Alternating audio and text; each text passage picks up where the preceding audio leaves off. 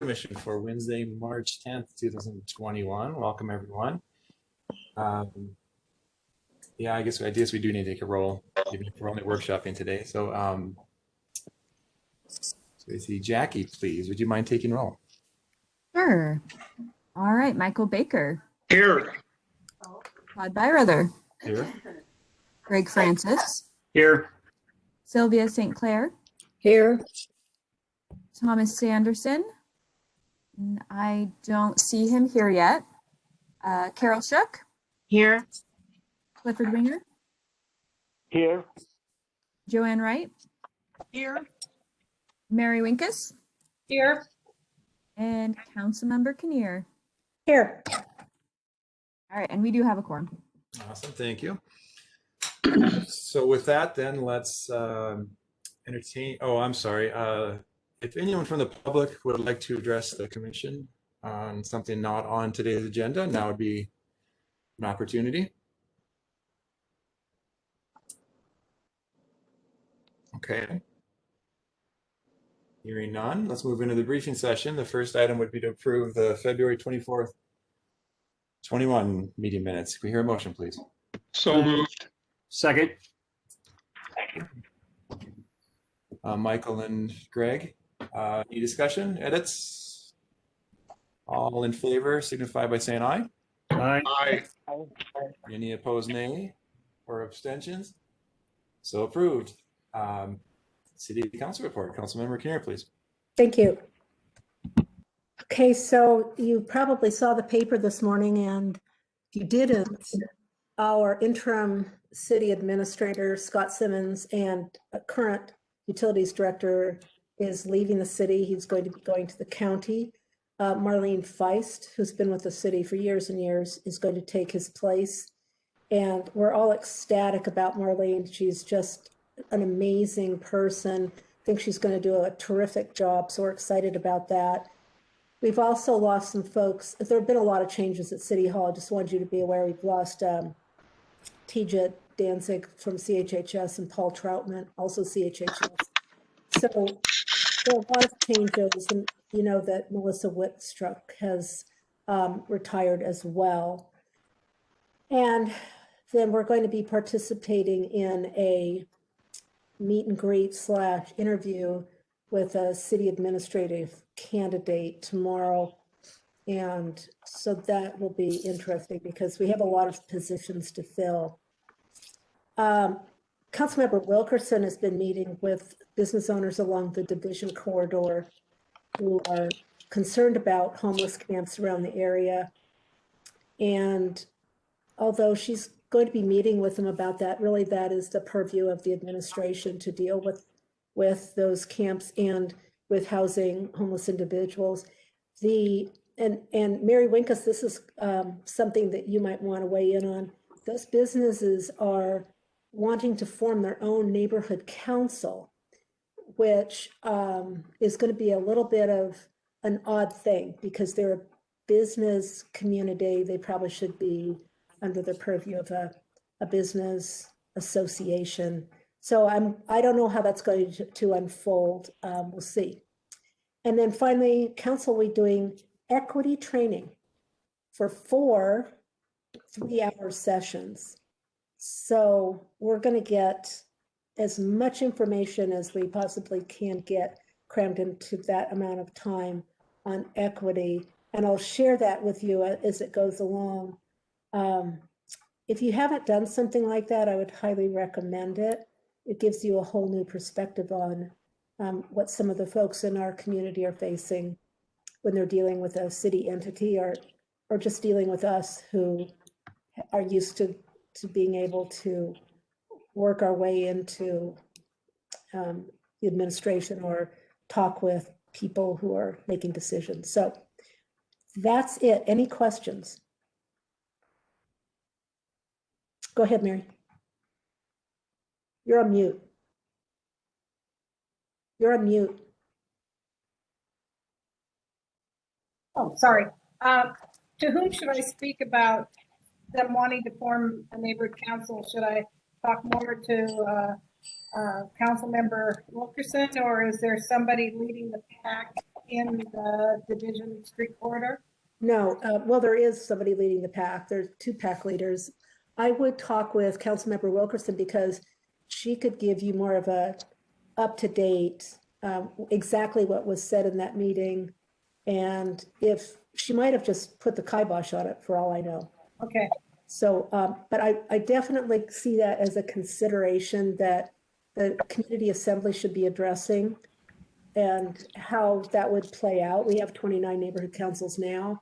And if that's a precedent, I see it as kind of a deviation from what our intention was as well, a community. they already belong to the neighborhood council.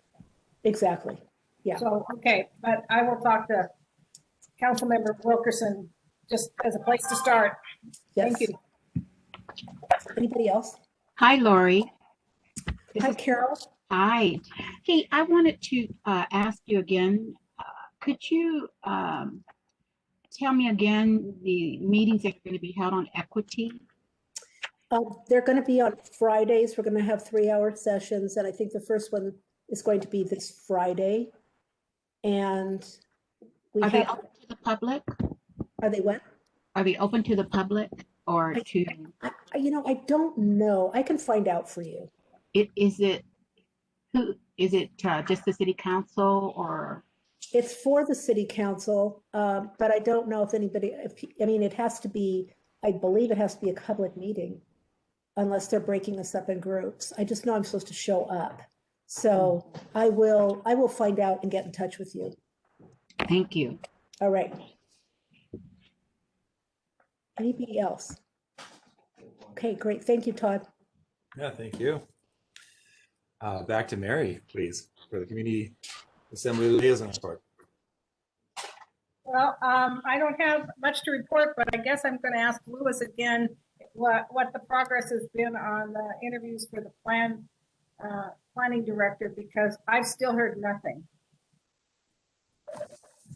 I believe the first round has been rejected, and they are, the city is planning here soon to go out and advertise for the division director position. And then following that will be short. I think there'll be some overlap there for a new planning director recruitment. So when are they going to roll the community assembly liaison into that process? I've never heard a thing from them. Who do I speak to? I'll see if I can get them to just send an update about that out. I'm not on any list. I've tried everything and looking in my spam. I haven't seen a thing. I think they don't have my name, and they should. So I'd appreciate that. Thank you. So that wasn't a report, but that was my question. Thank you. Okay, thank you, Mary. The president report, I'll mention a couple things. Maybe Louis, you'll build on this. So our small subgroup, there's 3 of us, Joanne, Sylvia, and me. Per our last meeting, we followed through and met with along with Jackie and Terrell. We met with the 5 candidates, and so we completed that task over 2 days in the last week, and then forwarded on our recommendations to the mayor. So it's back in the mayor's hands. And again, the process here is really, this was a courtesy to the planning commission to, maybe there was an ask there also to interview the candidates, but really it's up to our elected officials for the mayor to nominate and our council to appoint. So we'll wait, and Councilmember Kinnear, please, whatever sway you can have to help that process move along. We look forward to adding 2 more members to the commission. I'll do my best. Remember, I'm only 1 vote, but yes. So did you say it was in the mayor's hands right now? It's back to the mayor's office, yes. Okay. And did you send it to Brandy? Correct. Yep. Okay. The recommendation's been forwarded on to the mayor's office, so I'd expect that they will be setting up interviews with the recommended Okay. applications here soon. how about I just shoot her an email and say, ask for what the timeline is? That will help things move along a little bit. Thank you. We're obviously in a less desperate situation than we were last year when we were down to 5 members, but I think it's healthy to have a full commission. The second piece I'll comment on, and I think we'll get into more detail as we get into our first workshop item today, but just a legislative update, and maybe, you know, there's an opportunity sometime during session here to get a more formal update from the city standpoint. But, you know, I followed very closely, you know, just out of general interest, but also for the commission. But then I have another role as chair of the legislative committee for the State Building Code Council. And so, you know, yesterday was the cutoff date for the House of Origin.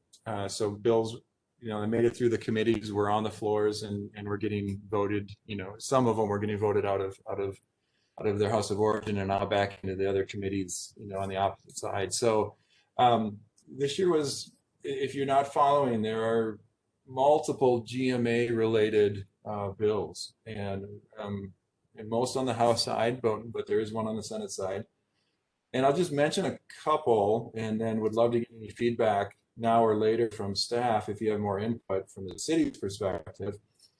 But they're relevant. House Bill 1220 deals with adding very specific designations. You know, not just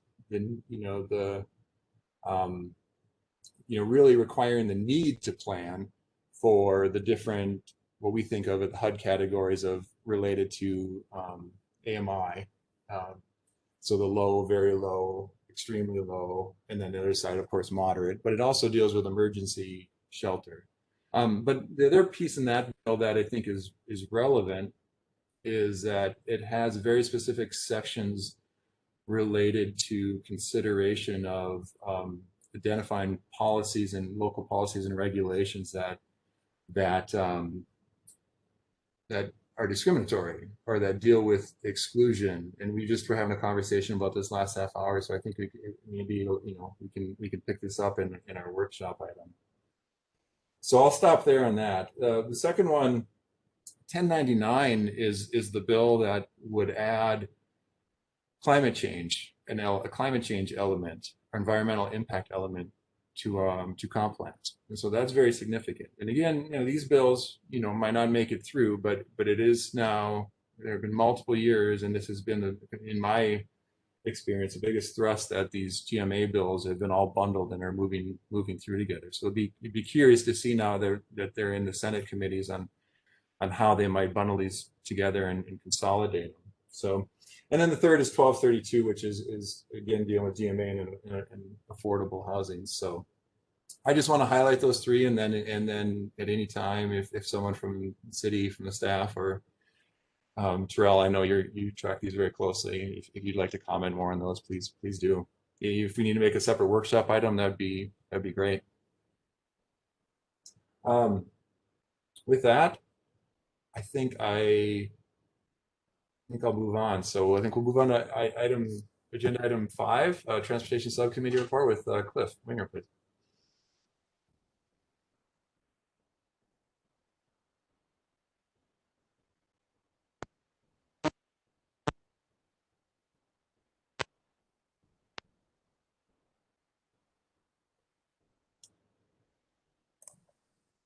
Mr. Winger, are you on mute? Oh, there we go. Yeah, I'm on now, I think. The Transportation Subcommittee made some minor changes to their rules and procedures last week. It should be presented to the Plan Commission for approval. And last Tuesday, the Integrated Capital Management introduced 4 projects on the 6-year street program. They were paving a section of 44th Avenue near Crestline, Strong Road improvements on 5 Mile Prairie, 3 hybrid pedestrian beacons on North Division, and a bikeway on West Boone in the North Bank area. The final project on Boone, along with the announcement of the new stadium near the corner of North Washington and West Boone, got me thinking about a North Bank event traffic study. The study is scheduled for sometime in 2022. However, because of downtown economics, I believe the study should be in the near future before the downtown plan and the North Bank plans are sent to City Council. The event study in the North Bank is for safety, street traffic issues, and the STA shuttles to and from events on the North Bank, and possibly connection to the city line. This is for people from events that are thousands of people. The events release those people at one time. So since the study's already scheduled, I would suggest that it be moved up and join the downtown and North Bank plans to connect people leaving the events on North Bank with businesses on the downtown area. So that's my report. Okay, thank you. Secretary report, Mr. Mueller, please. Yeah, I was wondering if the members from the subcommittee, we probably should have included them on the agenda regarding the downtown plan update. They've been meeting. Can we get one of their committee members to give a quick update?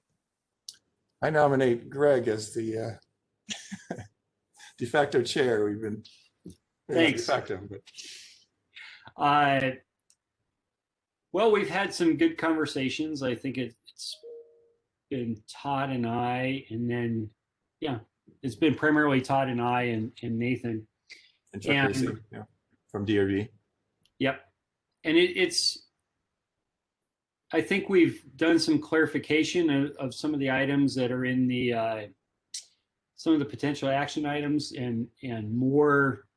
I think Nathan's going back and doing a little bit of cleanup on it. We've talked about images. They are adding some additional images to kind of give a little bit better perspective on how street level activity may occur. But I don't know. You got anything else to add to it, Todd? You've been active, so. Yeah, we all have. Maybe, you know, it's been a great opportunity. I appreciate that we've been able to form a small subcommittee and engage also with DRB, both, you know, in terms of one of the members, but also with you know, the staff. You know, I've in my 4 or 5 years on the commission, I've always been challenged to understand the downtown plan. It's, you know, I think it's something that it's always helpful to get constant reminders of what it is and isn't, you know, relative to, you know, the sub area plans that we go through, and relative to the larger comprehensive plan. So I think just as we start to introduce that back into the commission, that'll be helpful. If maybe a request, if we can continue to give a little more education on how it all fits together, especially as we bring on new members, because we'll throw them right into the discussion. So I see Michael. Yeah, last week was my first meeting in 3 years with the downtown plan. But one of the things I cautioned them on was we need to look at the plan in terms of if we don't get the mortar and brick shoppers back, and if we don't get the office personnel back, we need to be more flexible in that downtown plan. So when does that come in from the commission, Louis? Do we know? Right after the survey, it's probably going to be next month, early next month. We should start workshops on the plan itself. Okay. One thing we recommended was before it comes to the commission, there might be a good opportunity to put it in front of DRB, give DRB an opportunity as a major stakeholder to give a little feedback before it gets formally put into the commission process. So that was one recommendation we made. Okay. Okay. I think they may do that at the end of this month. I think there was a consensus that fonts and graphics could be updated to be maybe more consistent with whether it's the comp plan or the 21st century. And I appreciate that comment. That's been on and off discussed since the beginning of the style and the presentation. And if this kind of neon, 80s neon was the appropriate vision for that document. Yeah, and I think maybe just to expand on that a little bit without being critical of the choice. the question it raises with me is it reading more as a document representing certain organizations' agendas? I tend to think of it like, the university district had the opportunity to put together, District Development Authority, made a major contribution by putting together a master plan, right? Which that master plan then helps inform the formal sub-area planning, right? And that's where it raises the question that downtown plan shouldn't be that type of document, in my opinion, but I'd also be curious to get feedback on what it should be, right? And therefore, should it be more formal within the I hate to say brand, but it is important, right? The formal representation of the city of Spokane. If you just compare it to like the South University District Plan update that we did, that had a consistent style and format that really kind of matched Spokane. And the downtown plan update generally doesn't. It feels like a report from a consultant, because I suspect they set kind of the style guidelines for that document. And it'd be nice if it was adapted to be more consistent with other city planning documents. I'll take that back to Nathan and we'll sit down with the DSP and maybe we have the subcommittee also sit down if we need to talk about this, but I'll relay those concerns. They've been there from the beginning and there's been kind of a tug of war a little bit about the style of it. So. But there are a lot of strengths to the document, so we'll conclude with that and hand it back to you, Liz. All right. Well, speaking of the downtown plan, there's still an ongoing survey. We've been doing media pushes to get people to fill out. Hopefully that they've had a chance to peruse the draft plan and give us feedback, and we are getting feedback. I think we've had a couple hundred comments back on that draft plan. The housing action plan, a quick little status update. There was a wrap-up meeting of the stakeholder groups yesterday on that. And so now we're going to pull that back in-house and actually write the draft. And so we can have that ready to go here in hopefully 3 or 4 weeks. We'll have more of a fully fleshed out version of that for everybody to start reviewing. I think that's all I have really for right now. I'll wrap up there. Okay. All right. Thank you. With that, unless there's any other comments for briefing, we can move into our first workshop item. So we've scheduled about an hour here, and then our other workshop item today is a half hour. We've invited Mr. Otterstrom and Mr. Leanback from SRTC to follow up because we cut them off very quickly last session for the transit-oriented development study. So, but for the work program, Mr. Mueller, please. I'm going to share my screen. I'll share what's in the packet. We've had a recommendation after the subcommittee from the Plan Commission met with a few members of City Council. They would like a little bit more detail provided by Plan Commission and a formal recommendation on what Plan Commission recommends that goes to the City Council. So I'll pull up and share the packet. Yeah, just as an update there, we should probably update the commission.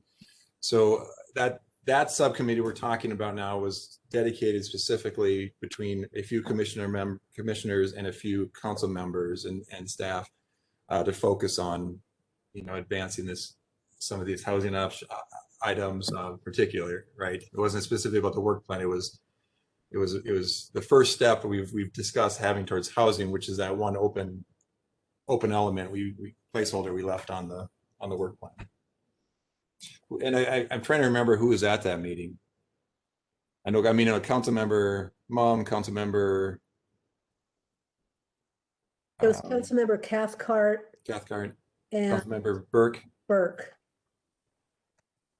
and then me, Greg. Wasn't Mr. Baker on that also? I believe so, right? Held a couple weeks ago. So All many right. meetings. I think it was longer from my memory. All right, let me pull up. Sorry, it's taking a second here. Well, you have the information that's in your packet. I'm going to go back and share the document that was sent out to kind of help spur the discussion about prioritization. Does everybody remember this? This went out about a month ago or so. I had broken out housing related topics into things that would probably fit within the current comp plan policy framework. Let me move my windows around here. So these were just for discussion purposes, things to tackle missing middle housing. Do we look at right now we have a lot size transition standard for new development before you can go to really small lots in the single family zone. There's been discussion a little bit in the past about trying to create more of a performance option rather than a hard rule. We might have some ability, more of a guideline to guide how that transition occurs. That could be a topic for discussion.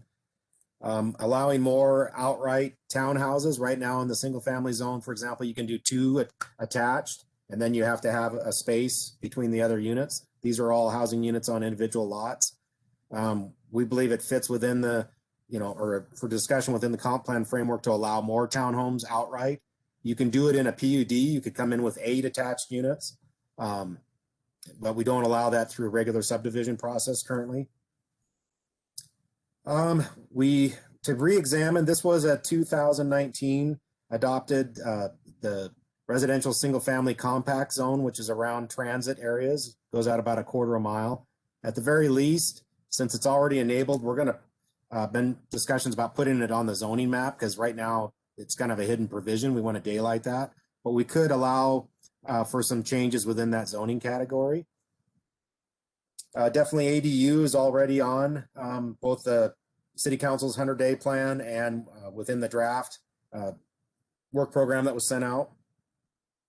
There's been ongoing the concept of allowing more duplexes or corner lot subdivisions, more than we do today. Or do we look at making sure that the pocket residentials, now that we're starting to see a couple projects come in, are there any hiccups related to that new code provision?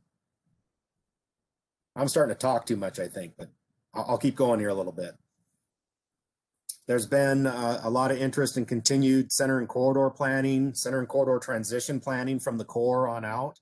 I think council's been stating that over and over from what I've been hearing. Increasing building heights in certain areas like along Hamilton and that center. We've had some interest from the development community also that they might like an additional story and the market may be supporting that. Trying to activate our mini center designation. Right now, that's just on the comp plan map. And we have a zoning code for it, but it's not actually on the zoning map. These are smaller, little, kind of in between our neighborhood retail category and a full-blown center. So that's a tool. Oftentimes it's along arterials or along high-performance transit routes. It's never really been activated in 20 years.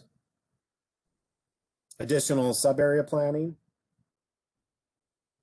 This is where we would have to get into more of implementation of the housing action plan. So that plan should have priorities that come out of it. We don't quite know what those are, and I think there'll be additional discussion after that plan's adopted on what bites of the cookie we want to take first there. Bites of the elephant, I guess. And these things, short-term rental code, it sounds like we'll be bringing that forward, but that's not housing related. So, and then I'll stop talking. I think we were hoping that we would have a few minutes for each of the commissioners to dialogue about their thoughts. Yeah, I think we should do that. And, I think we talked a little bit in the previous meeting. I think I'd add to the framework here as we think about what everyone would like to discuss is, in my opinion, there are a large group of, so acknowledging that this is multivariable calculus, as we've said in the past, there's no silver bullet. There are lots of implementation actions that can and should be taken here.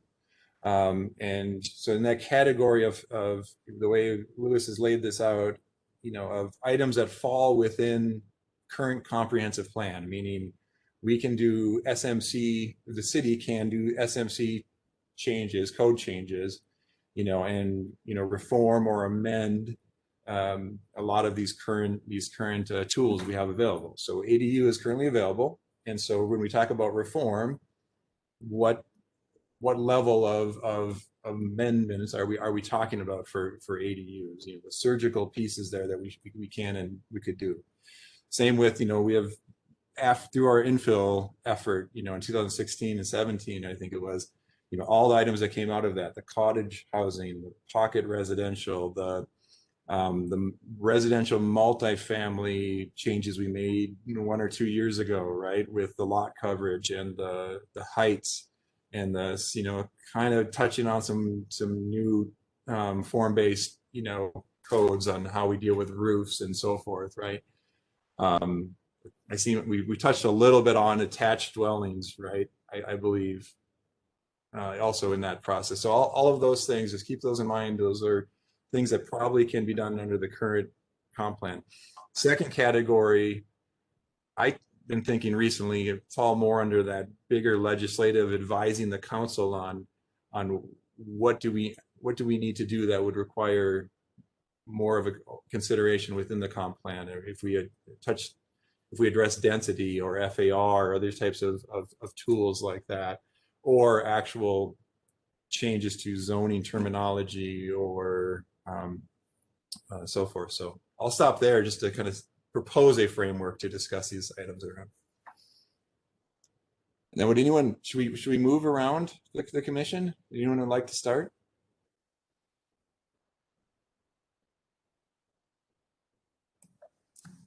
We could just go in roll call order, put people on the spot. We could.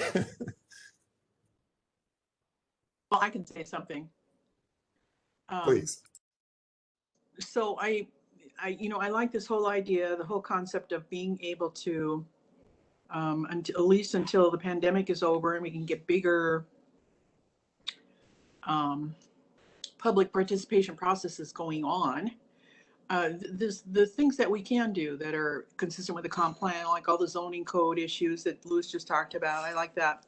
I also, it's near and dear to my heart because I've worked on the comprehensive plan for so many years, but the center and corridor planning, some of those corridors have been sitting out there for 20 years and in limbo, and I know of one that actually got filled up before we could ever plan for it. And so I think we run that risk. And if we want to continue on with centers and corridors as our theme, growth pattern, I think it would be a good idea to at least choose 1 or 2 of those to plan for, and then, make a commitment to plan for the rest of them as time goes on, because, we don't want that to happen again. So, and then I think neighborhood planning is very important. I saw that the list of neighborhood plans that are left to do, and I of course think that's important too. So anyway, that's my thoughts. Since I wasn't at the last meeting, I kind of left out of the conversation, I guess, about what the conversation was all about and why it's coming back to us. I know they had some different thoughts. Is that correct? I mean, because we had kind of come up with our list to talk to them about. So can you enlighten me on that, Louis, a little bit? Yeah, we had Plan Commission to move forward a proposal, and it had kind of a placeholder for further housing related implementation that was undefined.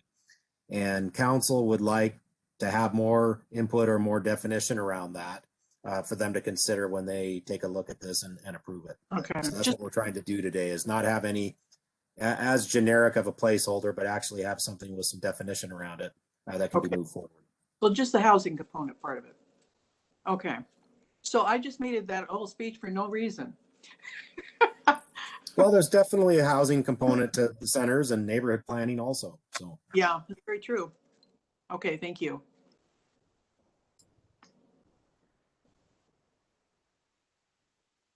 Hi, this is Carol. Hi, Carol.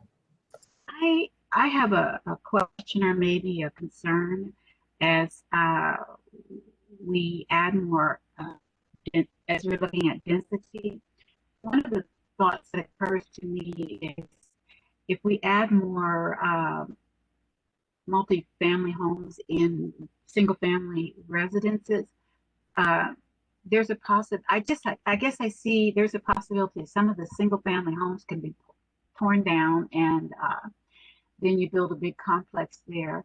What happens to the homeowner that wants to stay in his home, and let's just say that 3/4 of the block becomes multifamily, and then you have this one little lone home there where he's surrounded by the complexes, and it's so he's going to be forced to sell because they're just, you know, he's going to be inundated with so many people in that around him. Do we have anything to prevent that from happening?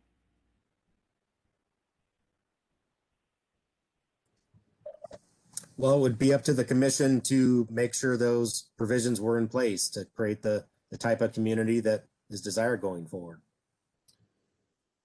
Carol, I'd add, you know, Marin's not on today, but you know, in my understanding, that is one of the major contributions of the Housing Action Plan is that, you know, we now are actively mapping displacement threat.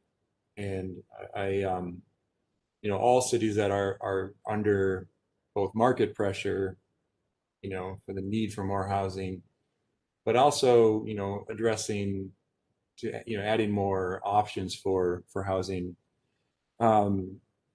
are simultaneously dealing with that displacement threat.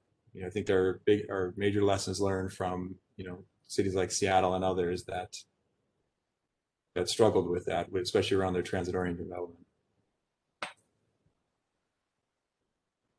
That's not an answer, but it's you're dead on the point, in my opinion. All right, thank you.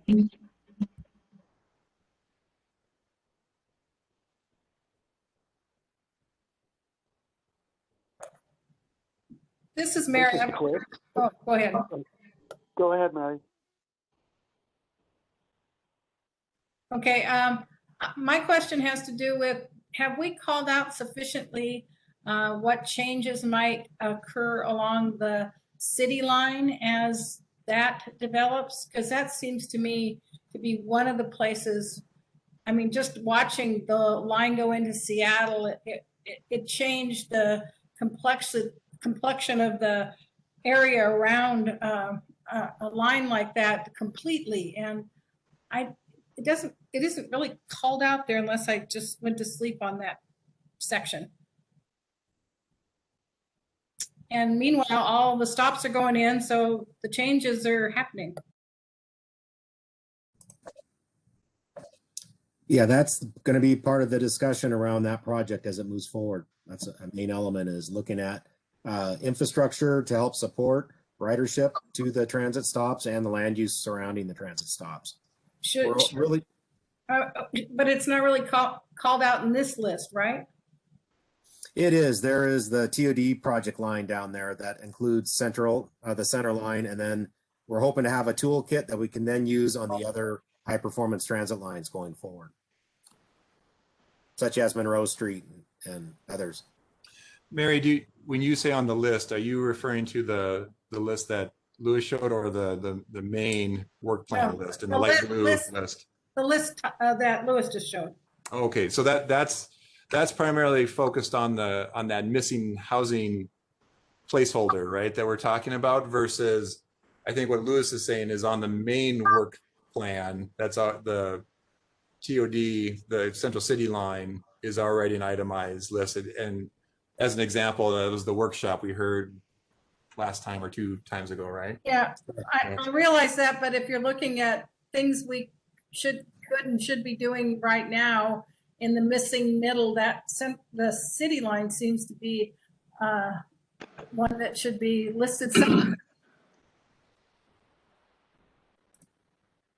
Yeah, that line item on the draft includes that discussion around the city line. So I think we've got it covered. But Mary, maybe you're putting words in your mouth. Maybe you're also saying, just as a separate item, we can have discussions about missing middle, Yeah, you well, know, with and without transit-oriented development. somewhere I would, I guess, want to see the words city line on that list. Instead I'll of, add that. I'll add instead of that. thinking that it's covered. Liz, can you I'll add bring that. up the draft work plan as is? Because I see the city line already listed. Maybe it's just not on the list he showed us right now. No, it's Right. on the list for the work list for today. Okay, Todd, one concern I've got on all of this housing plan is I don't see anything that's going to bring immediacy to the housing shortage we're encountering right now. I'm out there in the frontline trenches, and I had a case where I had 17 offers on a home up in Northwest Spokane last week. Now that's, we've got to do something to break this logjam. you think that will happen before the pandemic is over?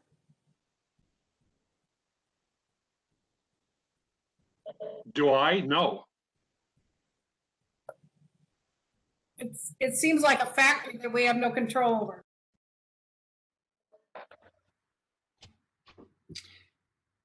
Well, even during the pandemic, there's been a lot of construction going on. The building industry has still stayed relatively active. Correct.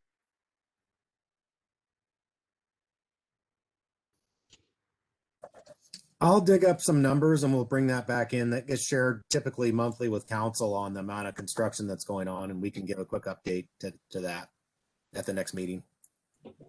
Okay. And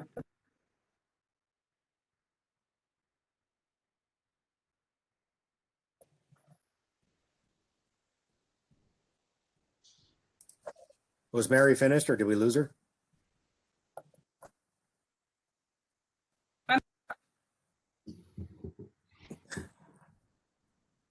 I'm not doing that, by the way. I've always been tempted to play because I can turn your mic on and off, but I'm not doing that. So. you don't have to. I'm screwing it up myself.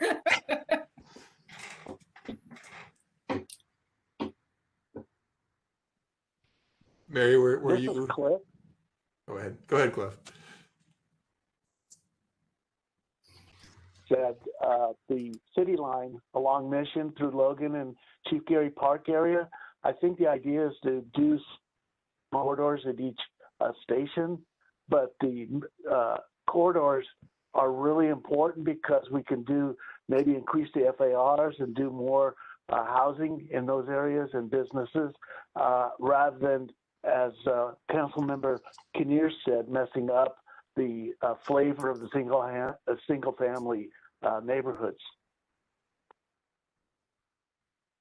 That's it.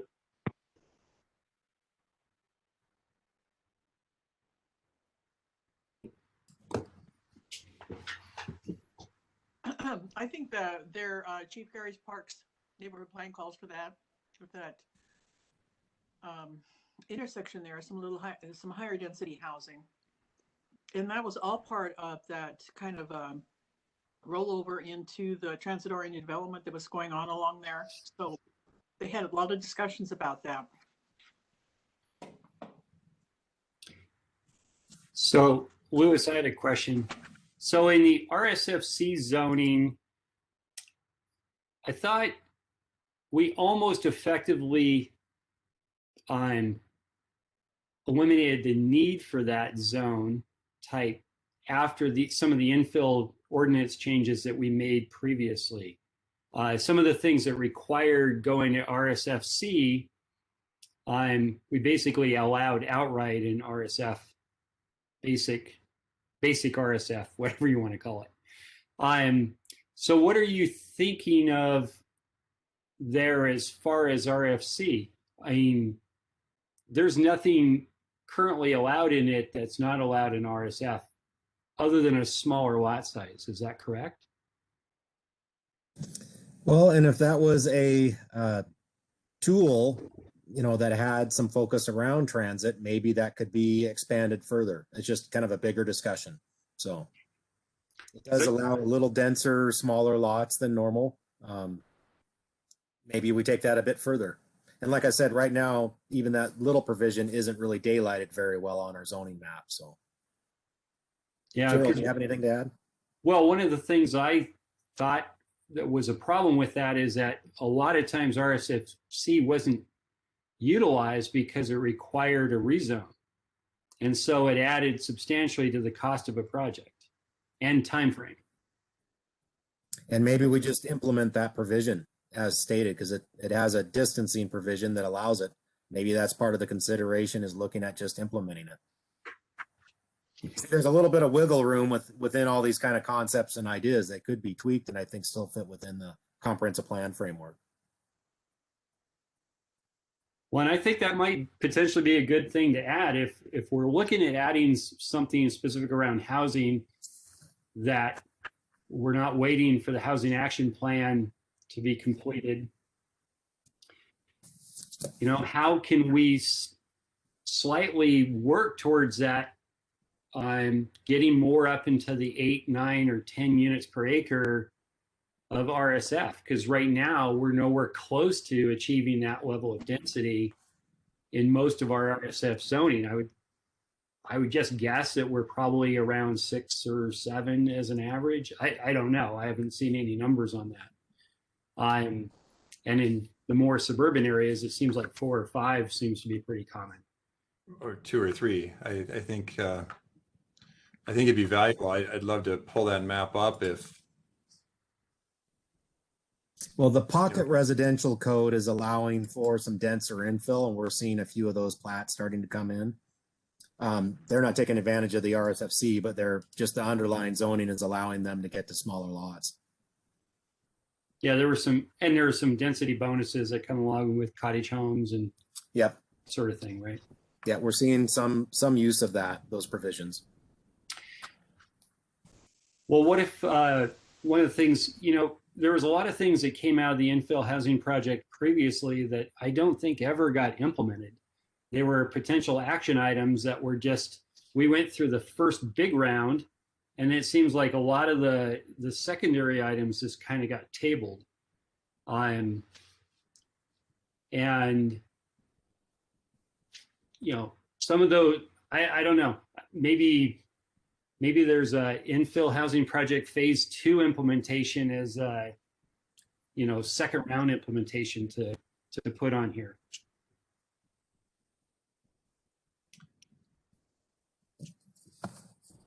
Yeah, so maybe I'll add a few things in here. So I've already stressed my personal opinion that we as a community need to start having the local, you know, locally focused discussion about our zoning and their, you know, for equity and for other, you know, for discriminatory, you know, reasons. Okay, setting that aside as an argument, there's simply the, you know, to Michael's point, there's the need to understand what all of these levers and how they're pulled, you know, individually or together can have actual impact. And, you know, that's a challenge. And maybe some of that comes out of the housing action plan, hopefully, you know, but all these little tools, you know, there are going to be a lot of policy recommendations that are really important coming out of the housing action plan. There are going to be a lot of policy decisions made in Olympia, you know, presumably this year. But when we look at each of these tools, I do believe that we need to start doing some preparatory work for our big periodic update in a few years. I think the thing that personally concerns me is that whether or not we take as a community action this year on those bigger decisions of looking at density or FAR or, you know, so forth, we have to have that discussion first on reinforcing centers and corridor strategy and how does that fit with other options, because, you know, that alone, you know, we may not be enough, or that they reinforce each other. And so those kind of discussions, again, whether or not you take action this year, it's important. I think it's valuable to start having that discussion, because 2 or 3 years down the road, when we start having GMA discussions and start having comprehensive plan, it's almost too late at that point. I defer to people, that have actually been through that process more formally. But if we're making major decisions about centers and corridors and housing options within our what are now single family zones, it's going to be hard to propagate through the other chapters, especially if we're starting to also think about introducing environmental impacts and climate change units, even though that may not be required in this next round. If that comes through, we should be having that discussion also to prepare. So I'll put that opinion in there for feedback, knowing that politically right now, yes, I get there might not be support for that on the council or the commission for pushing that forward. Todd, I would just like to say that, if you start having those discussions now, people, as long as people understand that it is going to be a long-term discussion, because it is those big policy decisions really do need a lot of input, and they do take a lot of time. Just so long as people don't think we're going to be doing something tomorrow, and they could, so I think a lot of education goes along with that too, and kind of framing those discussions in that we're starting the comprehensive plan periodic update a little early, because we want to have some of these bigger discussions. Yeah, and I'll use the example from both Berkeley and Sacramento, the two recent cities that have made resolutions at the city council level. Those are resolutions to take action over a 2-year period. So it's not the implementation piece, and that's hard to explain. But in that community discussion, just on that resolution, it was, they are not, in Sacramento's case, they are committing to exploring FAR reform, but not changing some of the form-based in geometric requirements, setbacks, heights, so forth, right? So the livability of, and then, the quality of the neighborhoods is not under, challenge. It is rather that just a discussion of a different way to approach, through the FAR mechanism. So I think that's one of great interest to me to have, if we were to have a discussion this year about the potential of FAR with more form-based codes, because as we approached some form-based, reform a year or two ago on the residential multifamily, we haven't yet pushed that into discussions of residential 2-family or single family or so forth. And I don't know that we should, but I'm putting that out there. That's would be probably important if we were to look at more FAR density-based reform.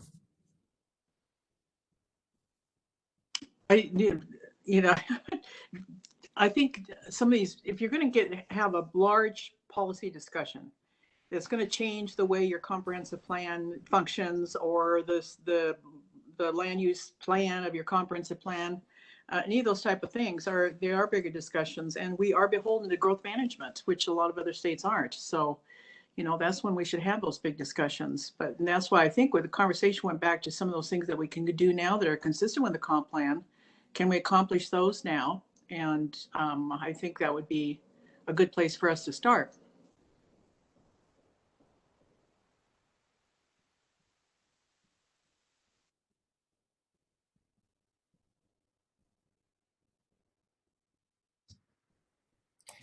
Who haven't we heard from yet? Mr. Sanderson, and I'm trying to call out those that have been quiet so far. We're hoping to get a little bit out of everybody.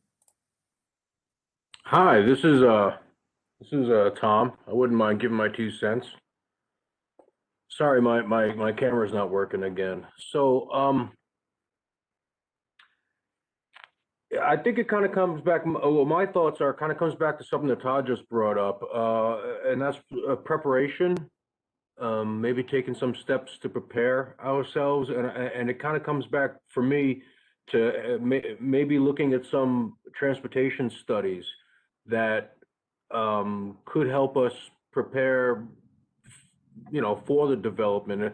I'm thinking again of the amendment proposal for up on 53rd on the South Hill last year. I really kind of wish we had had that a traffic study done, so that project stood a better chance of possibly being moving forward. And I just don't want to see anything like that stand in the way. So I was just thinking if there was something that could be done about that first off, foresight. Also, and I think this might be a little bit more on the personal side too.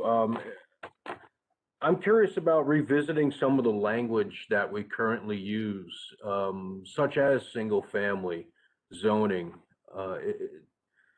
To me, I think it just kind of sounds, I don't know, restrictive in a sort of multi-generational, some non-traditional family world that we live in. I think maybe sometimes opening up the language that we're using could open up minds to possible changing when it comes to thought process. And I think maybe I'm pointing towards that NIMBY attitude, and I don't mean to be so I don't know, highbrow about it, but that's really all my thoughts are right now. Oh, and the conversation hasn't really steered towards mini centers and corridors, and we had spoken about that in the past. And I am a strong proponent of investigating some possibilities of increasing mini centers and corridors. Just because I see coming out of this pandemic, I think there might be sort of a cultural change of wanting to stay a little closer to home rather than traveling, I don't know, to larger areas, box store areas. That's a lot, and I hope someone took notes. Thank you. Thank you. I want to add too, I think we need to be mindful of all of the planning that's going on right now, the transit-oriented development, what are our opportunities there? And I'm sure we're going to hear more about that today. And then the neighborhood plans that have been done, and all the talk that's in all of them about housing, for heaven's sake. I mean, I think we need to take a look at those things, at all the plans that have already been done, and what can we do about that, about actually implementing some of those things. And then centers and corridors, of course, and that does follow through with more housing opportunities. And so and then the housing action plan, I think we need to be respectful of what they've done, and kind of make sure that we are taking advantage of all those studies and work that's been done, and kind of following the direction. I'm sure some of the reasons for what they've got in there is because of all the public input they've had. So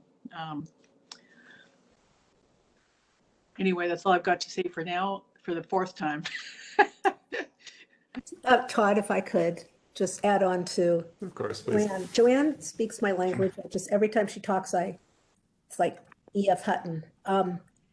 I echo that. I also am a little concerned that we are very shy of planners.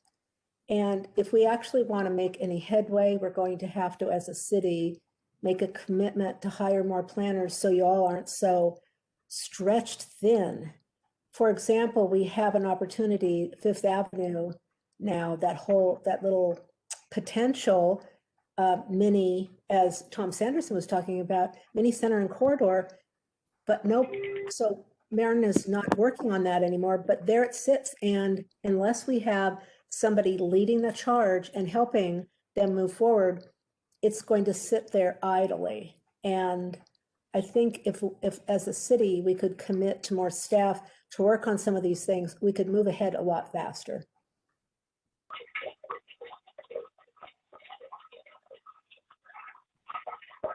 Yeah, our goal is to fill our vacant positions as fast as we can currently in the budget. So both in the management level and at the out in the trenches planning away level. Tyrrell's starting to whine quite a bit that our management structure is pretty thin right now. So she's still on. Commissioner St. Clair. We haven't heard from you yet.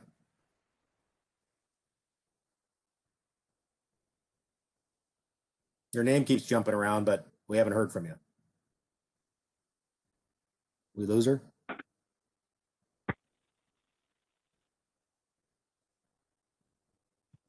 I'm going to unmute her.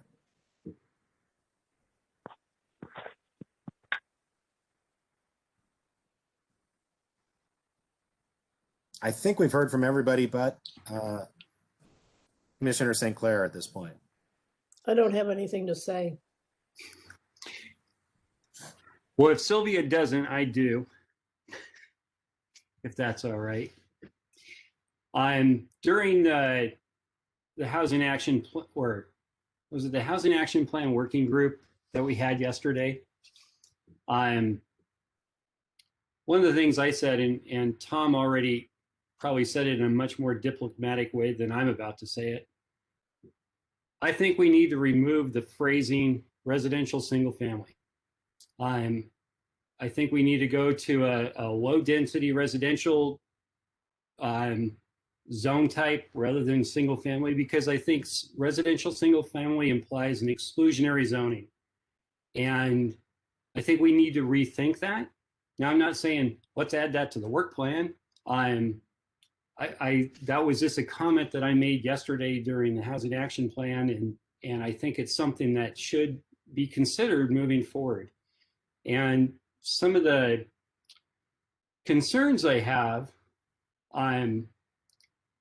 is that I feel like we have the potential of planning to paralysis, that there are so many things that need to be done. And yes, we don't have enough planners to do it. I absolutely agree. And I believe in effective planning. At the same time, as Michael said, we have an immediate need for housing. Now, we could eliminate all zoning today, and that wouldn't change. It would certainly take some time for developers to actually build. And I'm not suggesting we eliminate all zoning. We're not Houston, and we shouldn't be Houston. But I have a concern that we're going to focus on one area or another, and we're not going to make big, the changes that ultimately need to change. And we need to hear from developers saying, hey, why aren't you developing here? We're creating these opportunities for you. Why is it not happening? Because that's all we can do. We can create opportunities, but we're not the ones that are generally doing the construction. And that, hopefully, the Housing Action Plan report is going to address some of those issues. That was brought up as a concern yesterday, that we need to hear from them. And I just have concerns. And I do think we need to approach this in a two-pronged fashion. I do think there needs to be a focus on centers and corridors, but we also need to take a look at our single-family zoning. I do believe it's exclusionary. I think there are some changes we can do for light intensification of the density in those zones without having a substantial negative impact on our residential single-family zones. I live in a residential single-family zone area, and I appreciate it. Okay, but as one national blogger planner says, not one neighborhood needs to take all the impact of growth, but not all. There shouldn't be any neighborhoods that are excluded from growth either. It needs to be spread across. And so we need to look at both the centers and corridors and residential single family. I think the residential single family is going to be a longer lift. What I don't want to see is that it's going to take state legislative action to implement change within our city. I think we should be able to do those things locally. And I don't want to see a state mandate come along and say, well, you aren't holding up your end of the bargain. So we're going to force it on you. And anyway, so I've spent the last year or two on housing, and I'm getting kind of a little frustrated that we're just sitting in, I feel like we're spinning our wheels in so many places. So rant off. Maybe I should have wrote that in an article somewhere. I agree with Greg.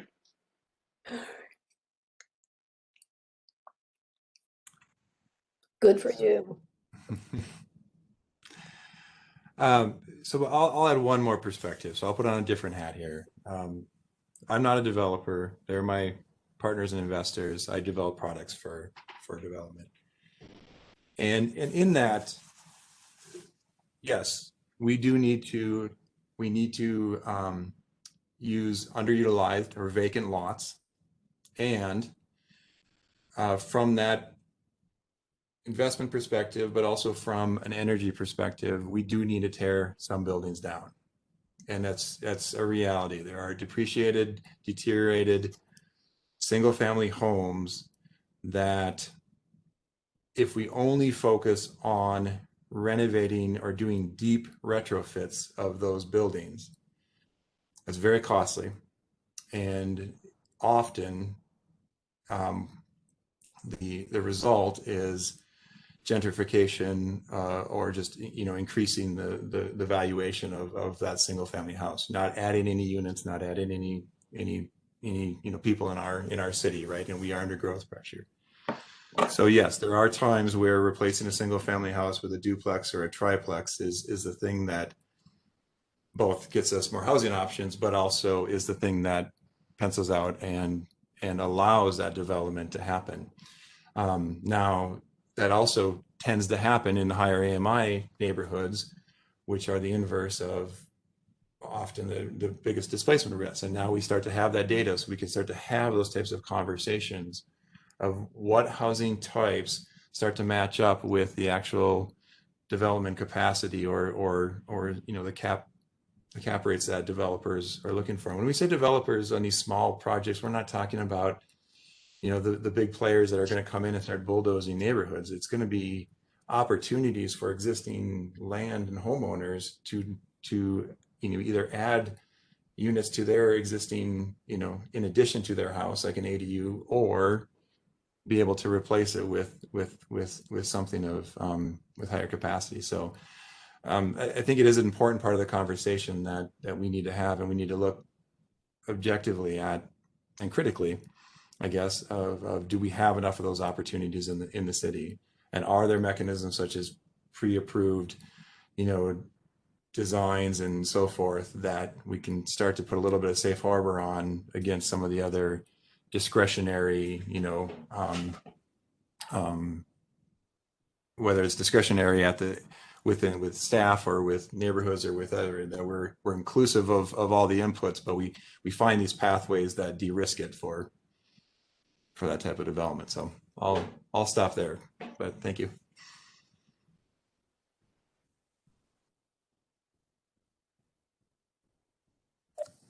Well, we probably have about 5-6 more minutes before hopefully we'll get a motion to amend the draft that's in there and add a line item of specificity and move that forward. So I would still offer it to Commissioner St. Clair.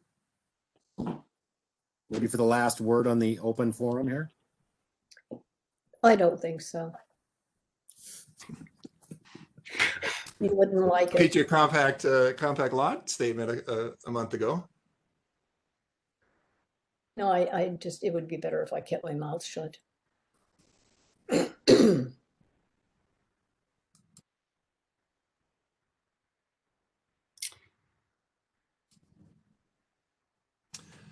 Okay, well, someone draft a proposal. Greg, you think you can capture everything and try, and then we can work on amendments as a group?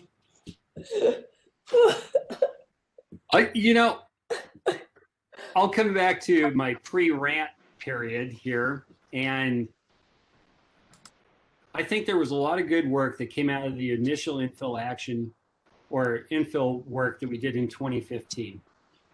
There was a number of items on that we never moved forward into any sort of deliberation. I would propose that we add those items, and whether you want to call it infill project phase 2 or something like that, I think there were a lot of good items there that we can add to this work plan. And just as a one line item, that would be my proposal. Can you remember what they were, Greg? I was gonna say, I was on the committee and I can't remember any of them. I don't vote, but I wasn't on the committee. I have no idea what you're talking about. Well, there were a bunch of priority items and a bunch of secondary items. And I don't even know if all the priority items were done. And Louis or Nathan would have that. That was in a big spreadsheet that I think there was a matrix that we had developed.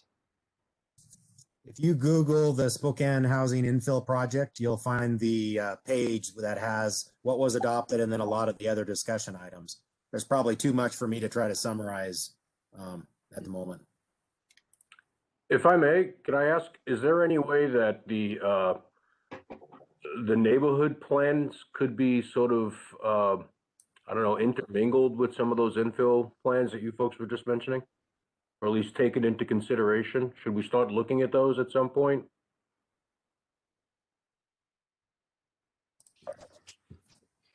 Yeah, Some of the neighborhood plans have land use components as a heavy part of that, and some of them don't address that. Each neighborhood is allowed to kind of pick their one or two top priorities to focus on. So that wouldn't be a consistent thing throughout the city, but we would always be sure to look at those on any planning effort going forward. Just like we are with the transit-oriented development in Logan and Chief Gary.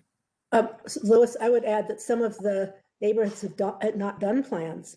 And some of them are so old that we need to go back again and revisit some of their priorities because, Joanne, when did we start that? Was it 15 years ago? It was a very long time ago and things have changed. just a couple years, wasn't it, Louis, after the comprehensive plan was adopted, we put together then a neighborhood program after that. So, yeah, and then we had the pilot projects going on, immediately after that. So yeah, a year or two later is when all that started. And so, yeah, it's been a while now for some of them, but we haven't finished all the first go round yet. So.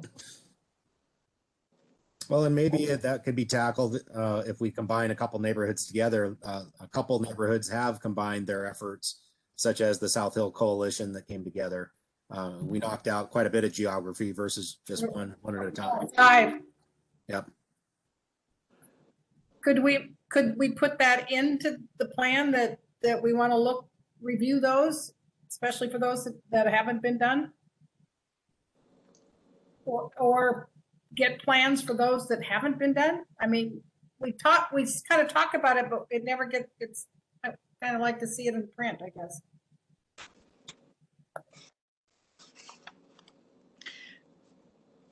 Did that, Louis, make it into one of our top priorities? No?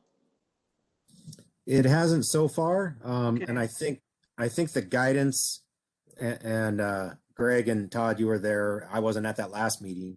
Was they wanted to fill in another housing related item and not just have a placeholder. Was that correct, or was it open to more?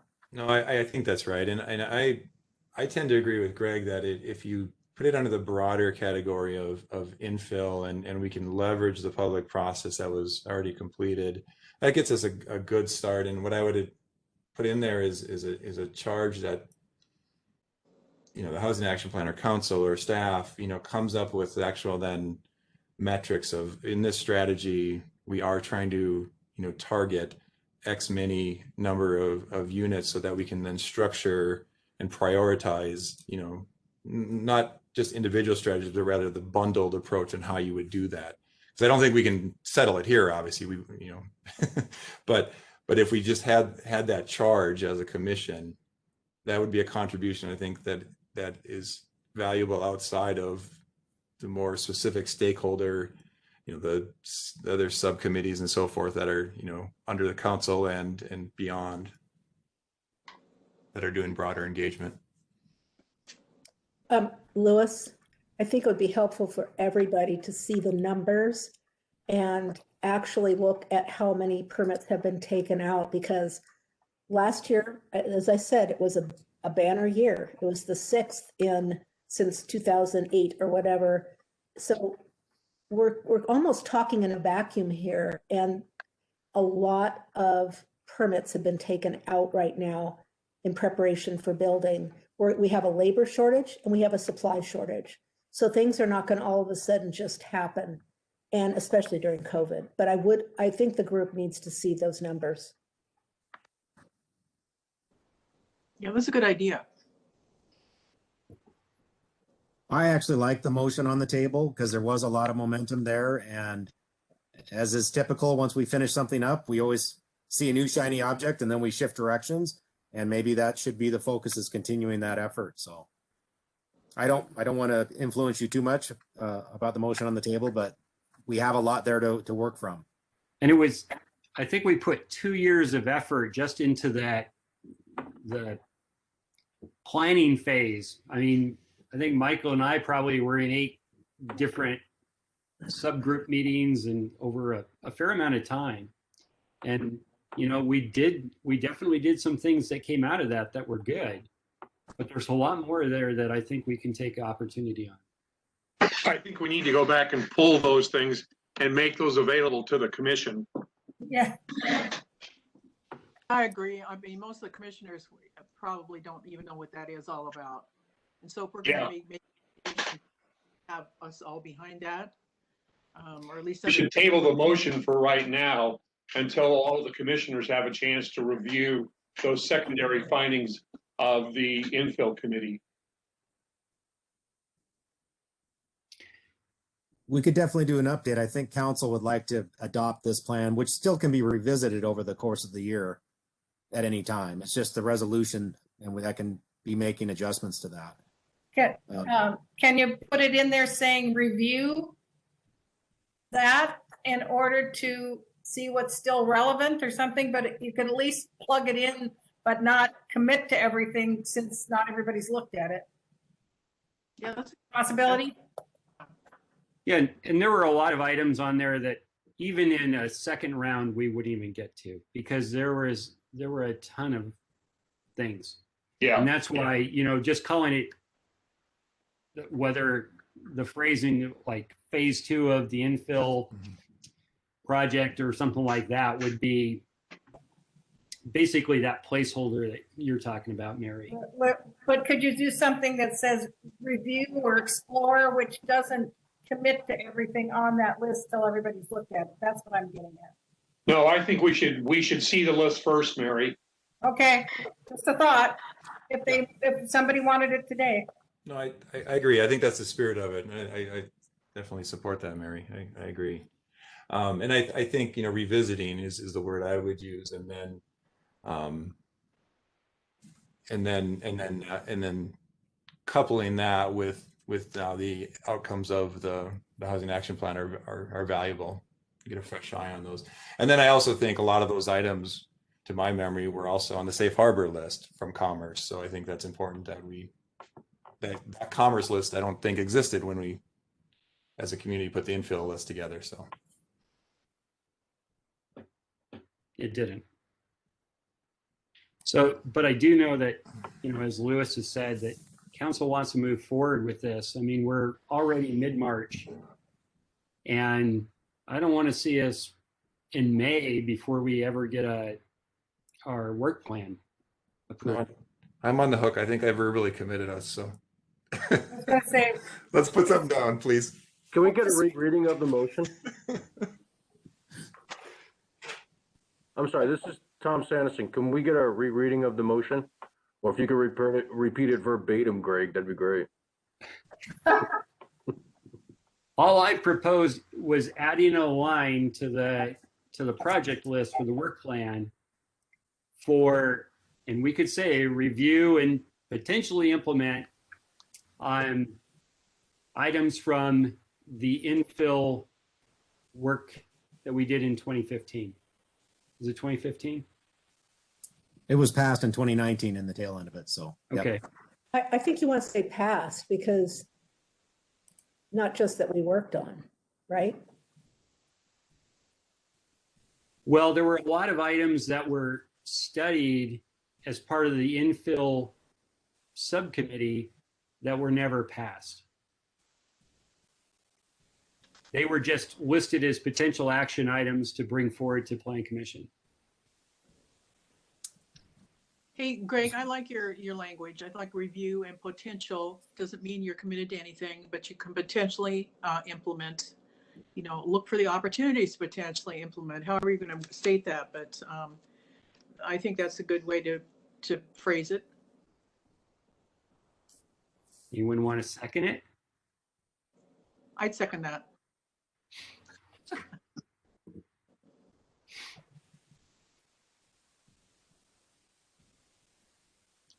You're muted, Todd. Or you're just smiling. Oh, no, I was talking. So we have a motion and a second, and any other discussion? Okay, we just do a verbal vote on this? All in favor, signify by saying aye. Aye. Aye. Aye.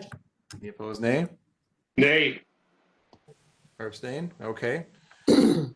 Okay, well, thank you. So we'll move that forward, and Michael we'll make sure that the intent and the spirit of that is captured so that it's not. Well, one thing that would be great for perhaps staff can put together for our next meeting is just a list of the potential items that are in there. A generalized list. It doesn't mean that we would do them all, but just a summary of what that was. Because I have a vague idea, but I would have to go back into detail. So Yeah, I think I agree, and I think that'll be our opportunity to revisit more in detail. And Michael, we can really dig in on the scope of that. Right now, we're just committing to that theme. I hope. Well, my memory of it's very vague. So, are we moving on to the project worksheet now, Louis? Next item on the agenda was, if we've finished on this item, would be to get back to the Division Connects Transit-Oriented Development Study. actually, Louis, do we need to, we added that to the work plan. Can we now formally accept the work plan and to send it forward to council? I have an item I'd like to add to the work plan under a new priority project. I realize your staff is short, Louis, but I think we really need to address the situation at Northtown. I was there for lunch on Tuesday, and it's a debacle, guys. We've got, I don't know how much retail sales tax we're losing, but the Macy's store is closing up. There were several stores. I stuck my head inside the mall, and there were several smaller stores that were closed there. I think we really, really need to address the whole Northtown issue. Are we going to push housing for it? It's got tremendous potential. It reflects on so much of the north side of the city, and I hate to see us lose that potential. If I could speak to that. I have, this might, I don't know, it's kind of an inside information, I guess, so don't tell anybody. I'm on the board for the Ignite Community Theater, which has been out in the Valley for the last 8 years, and we lost our venue recently. So we're in discussions right now to actually relocate our venue to the mall, so, as a sort of way to, I don't know, sort of an economic stimulation of the mall in some small way.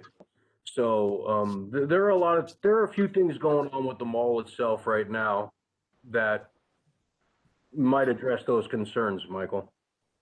Okay.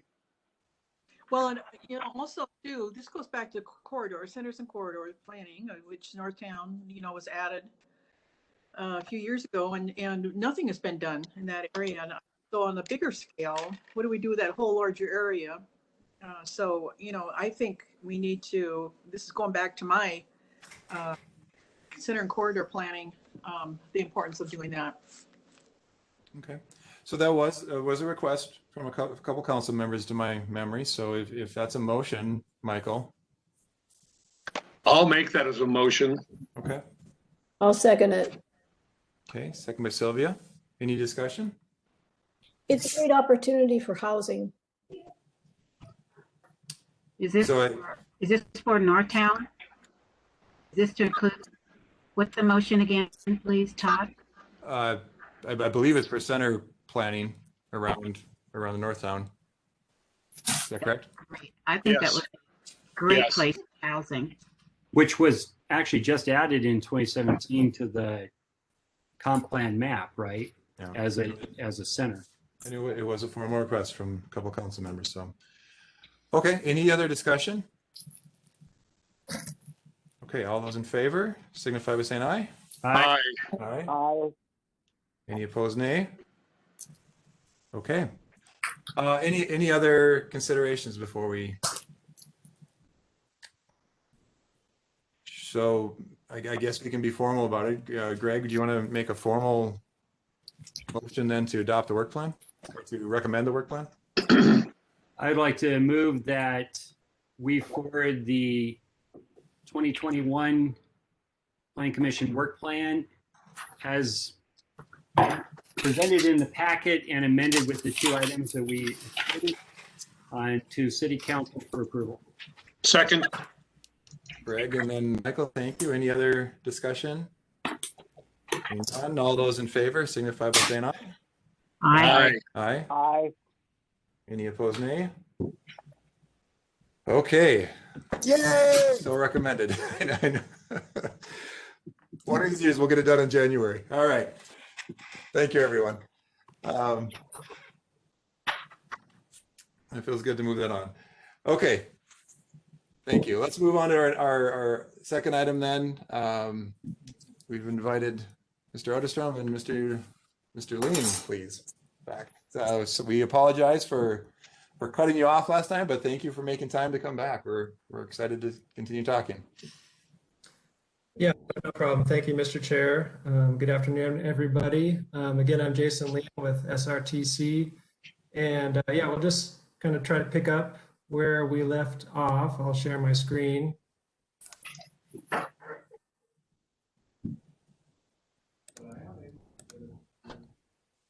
I'm still really happy we got that other item adopted just before, so I'm euphoric here. I might take a second to just vote myself, so. Breathe, Lewis, breathe. Get a paper bag.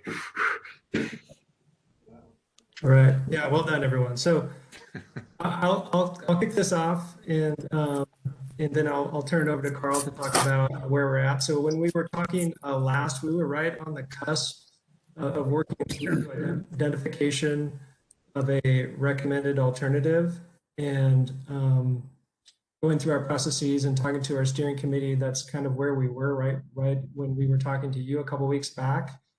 And so as a refresher, back last fall, what we've been going through a process of taking a larger number of alternatives and starting to narrow those down to what became 4 alternatives, and Carl walked through those in more detail in our last meeting a couple weeks ago.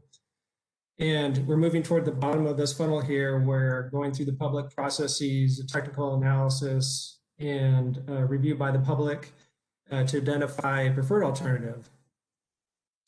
And so through that process, these are those 4 alternatives, again, as a refresher that Carl spoke about in more detail.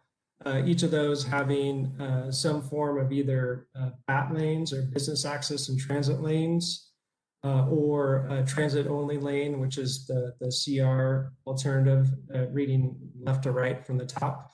So speaking of the main line, which is basically between the couplet and the Division Y, and then the Division and Ruby couplet, of course, you're familiar with, and get closer to downtown. Each of these alternatives had some form of protected bike facilities within the couplet and enhancements to that environment. The main line has those 3 alternatives, A, B, and C, were all the same, which utilizes the outside curbside lane for a BAT lane, and then the distinction with the main line for the center running, of course, being literally a center running facility. And then really the distinctions between these 3 alternatives for side running, I guess probably the biggest distinction is side running B looked at converting the Division Ruby couplet back to a 2-way facility. So I'll kind of leave it at that, and then just kind of jump in and say that, as a reminder, our steering committee as I mentioned, went through the process of getting some consent of what is a preferred alternative, or at least what is recommended at this time. And that steering committee consists of these people. It's an advisory body that has been involved in the project for the last several months, has met times, and to help us give guidance on the study. And I'll just cut to the chase. The recommended alternative out of those through this process, talking to the steering committee, the public process, the technical analysis, is side running C. So it has the bat lanes within the main line, and then in the division Ruby couplet, it has protected bike facilities, and also utilizes 2 general purpose lanes in each direction, with that third lane being that also a business access and transit lane. And Carl's going to talk in more detail about the components of this.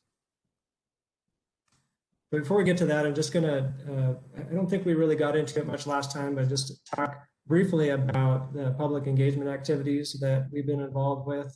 This really kicked off in earnest, I would say, in later January, January 20th, where we kicked off a online open house and story map that people could read a lot of the technical information and see the alternatives and also respond to questions.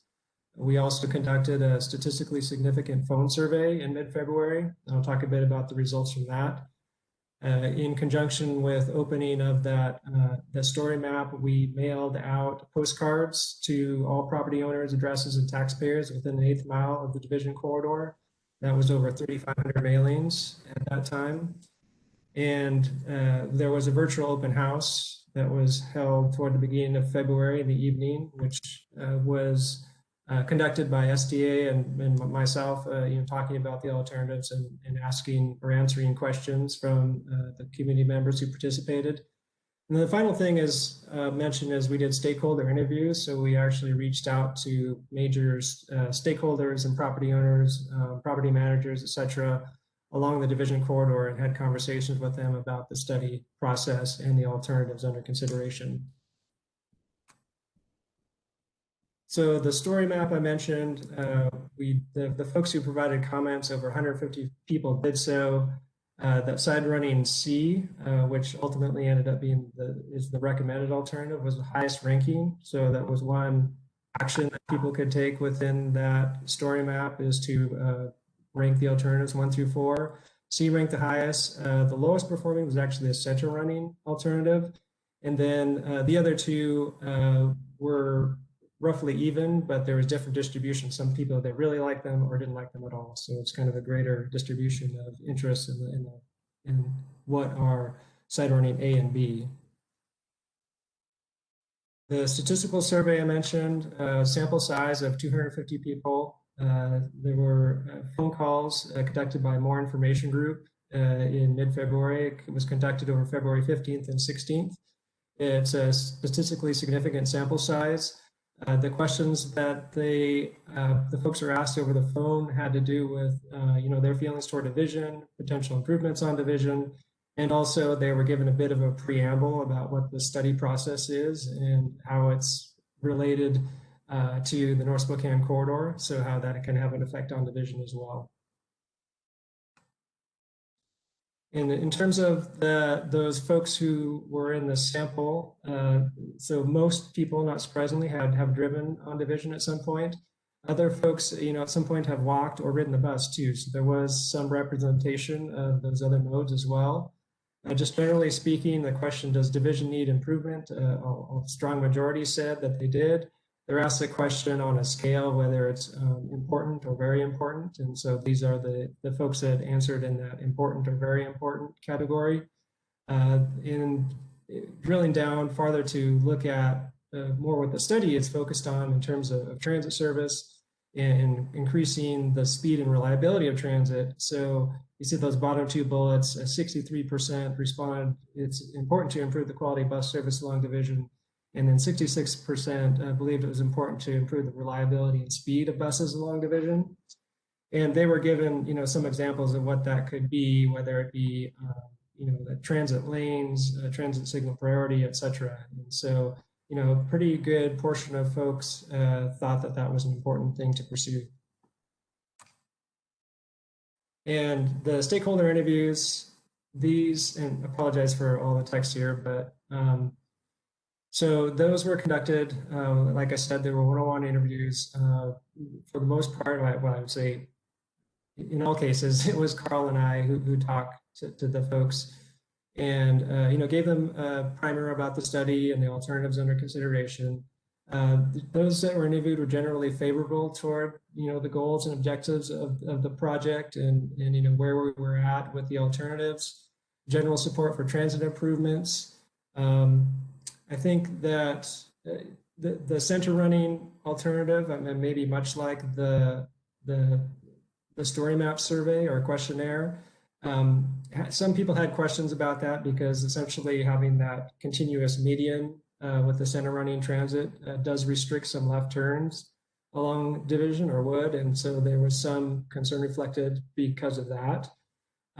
Some interest in side running B, that's a two-way conversion of Ruby, although they also generated concern about the potential business impact on Ruby, with division in this case, or in that alternative's case, would become more the through traffic street. And so there's some operational concerns about you know, changing in traffic volumes and also a lack of a turning lane on Ruby as well.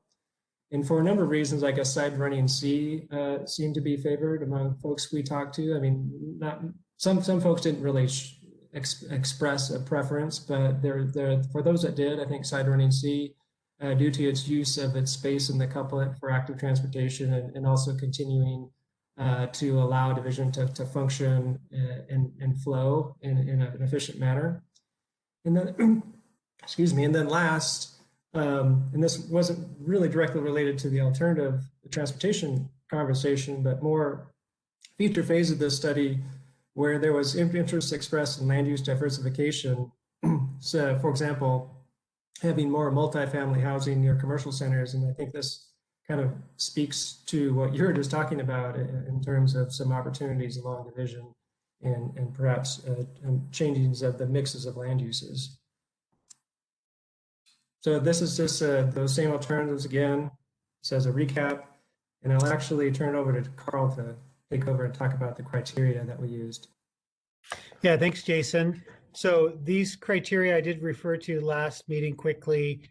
They are, you know, these are buckets of criteria. So the next couple slides will show the detailed criteria that we evaluated. But we considered both the transit user, the mobility of all others in the corridor, bike, ped, freight, business access, and just overall traffic. Inclusivity of the project in terms of its accessibility it offers to people, how it responds to community goals, implementation feasibility. This is always really important, is can this project actually happen given its scope and scale, and capital and operating costs and funding competitiveness. Next slide.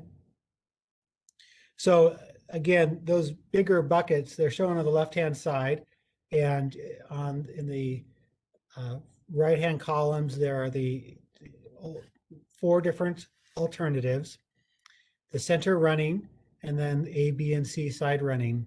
And I'm not going to go into all the details here, except to say that if you just look at these colors, dark green being the highest performing, the dark red or orange being the lowest performing, that A kind of drops out. As exciting as it is, there's to say, hey, we're going to have a dedicated facility in the middle of the road that's very 100% exclusive transit. There's a lot of challenges to that from an implementation standpoint, even from a mobility standpoint for other users of the roadway, including pedestrians and transit passengers. The side running alternatives, really C and A kind of evaluated similarly when it came to this. Some places C did a little bit better, others the A did better. But between these two, there's a next slide if you want to show that as well. You can see in this end, B starts dropping out. And so ABC looks similar, perhaps more on the first slide, but as we get into capital and operating costs and implementation feasibility, there's more challenges with side running B.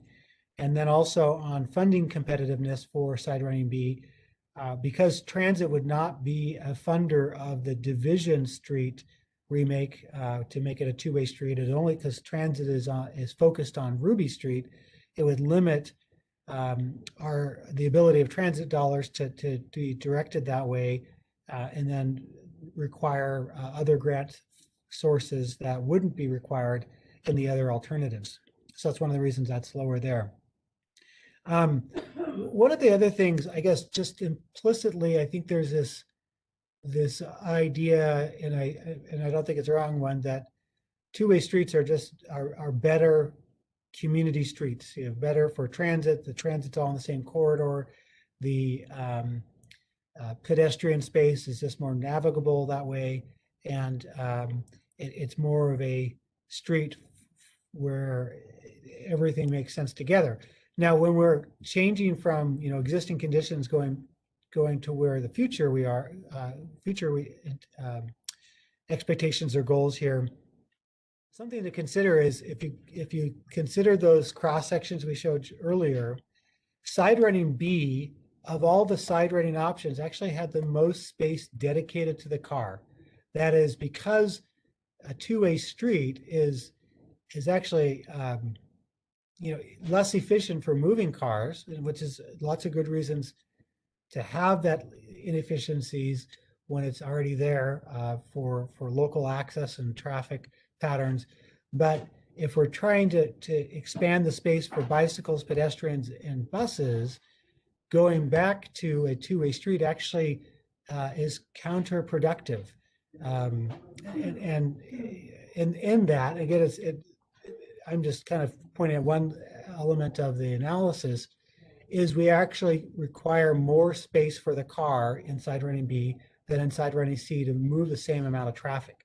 And inside running C, it creates greater opportunity for dedicating space, not to buses alone, but actually to pedestrians and bicyclists because of that space. And I've seen this done elsewhere. And one example that I like is in Victoria, where they had a two-way couplet and they retained a two-way couplet, but the traffic volume was so low, there's just one lane in each direction. And the other lane was dedicated to a cycle track. So next slide. We are recommending the C running alternative, but that's in the broader context of, that's just in the couplet, right? The broader recommendation covers all elements of this corridor. The mode would be a zero emission 60-foot bus. Service frequency would be 10 minutes or better during weekdays, nights, and weekends, 15-minute service. The termini in the north end, the short term, we see using the existing Hastings Park and Ride. And then as the need works in that area along Newport Highway matures, is to shift to Farwell Road in Newport Highway area. And then downtown be within the vicinity of the STA Plaza. The alignment would be refined in the downtown area during preliminary engineering, but the couplet would be on Ruby and Division. The main line would be Division Street. North of the Y, the short-term phasing we discussed, perhaps trying to remember if we discussed with this group, but the idea is that in any case, we'd like to serve Whitworth, but the first approach would be to serve Hastings Park and Ride via Whitworth, and then later Farwell Road, Newport Highway via Whitworth. And so that adjusts some of that alignment.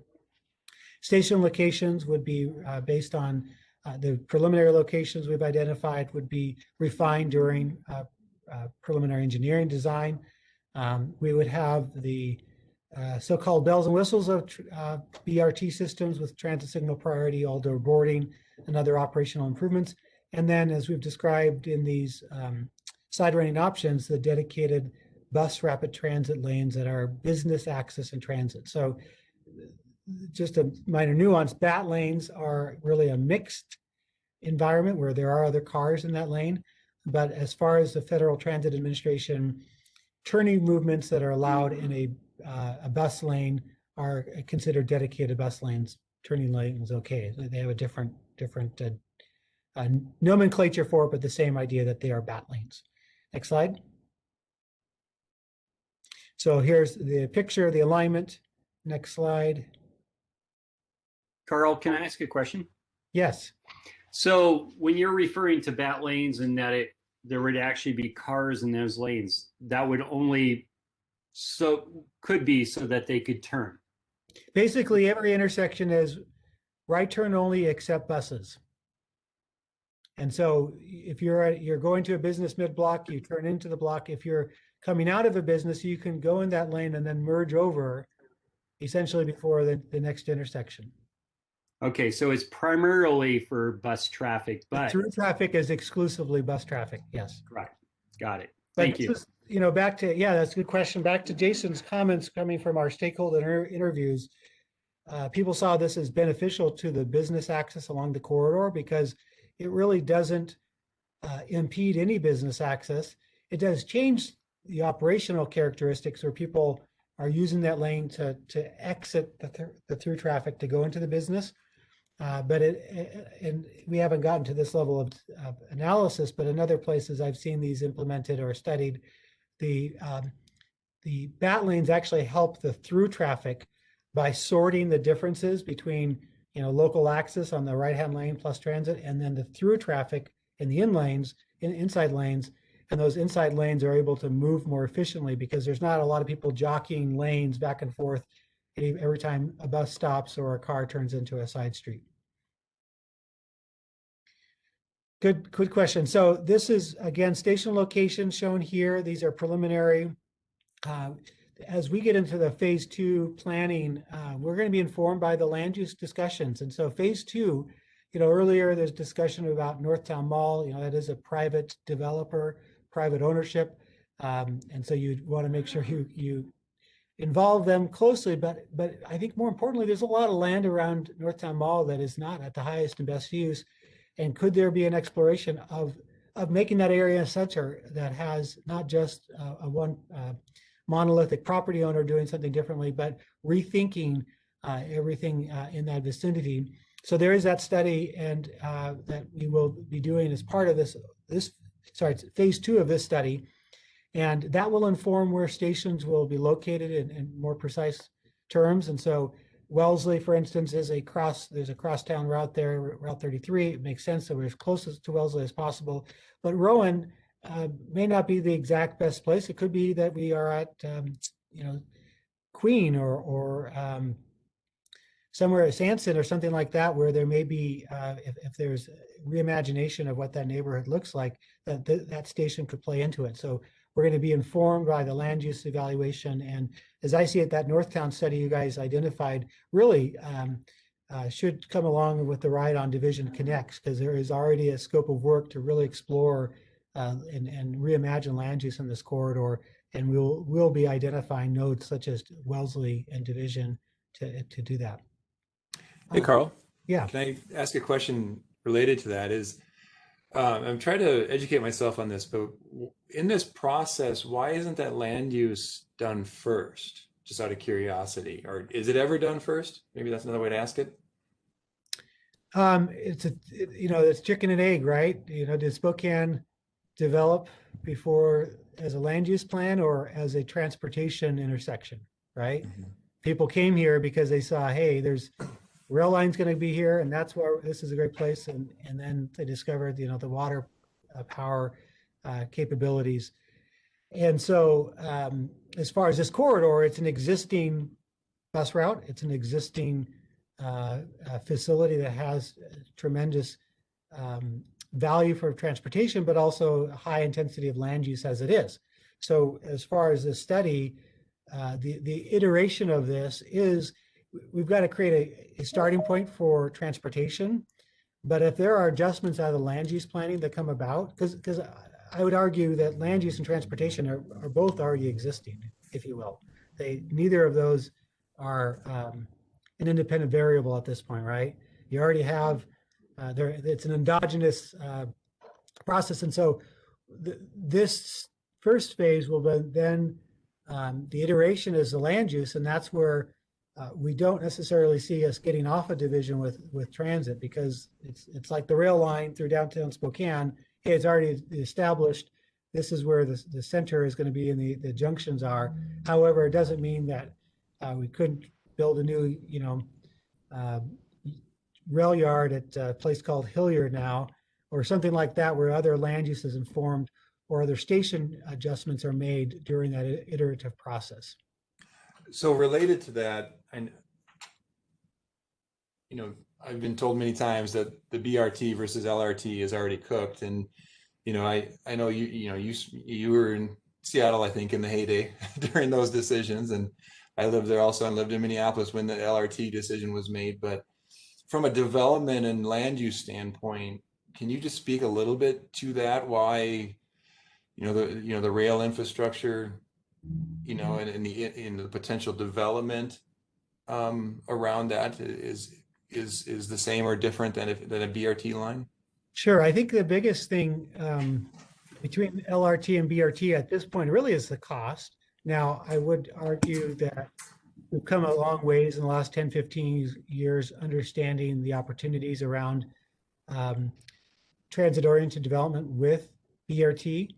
I think what you see, the difference is more in the economies of and the agglomeration effects of a region more than just a rail project, right? You say this is Seattle, you're going to see higher intensity of anything in Seattle versus Spokane, at least in the past, given the economics, the underlying economics. Let's say, for instance, the one could argue that the streetcar in South Lake Union wasn't the driving force of that development, and instead it was the underlying market conditions, and you got a company like Amazon who's willing to heavily invest and focus in an area that at the time was depressed values relative to other parts of downtown Seattle.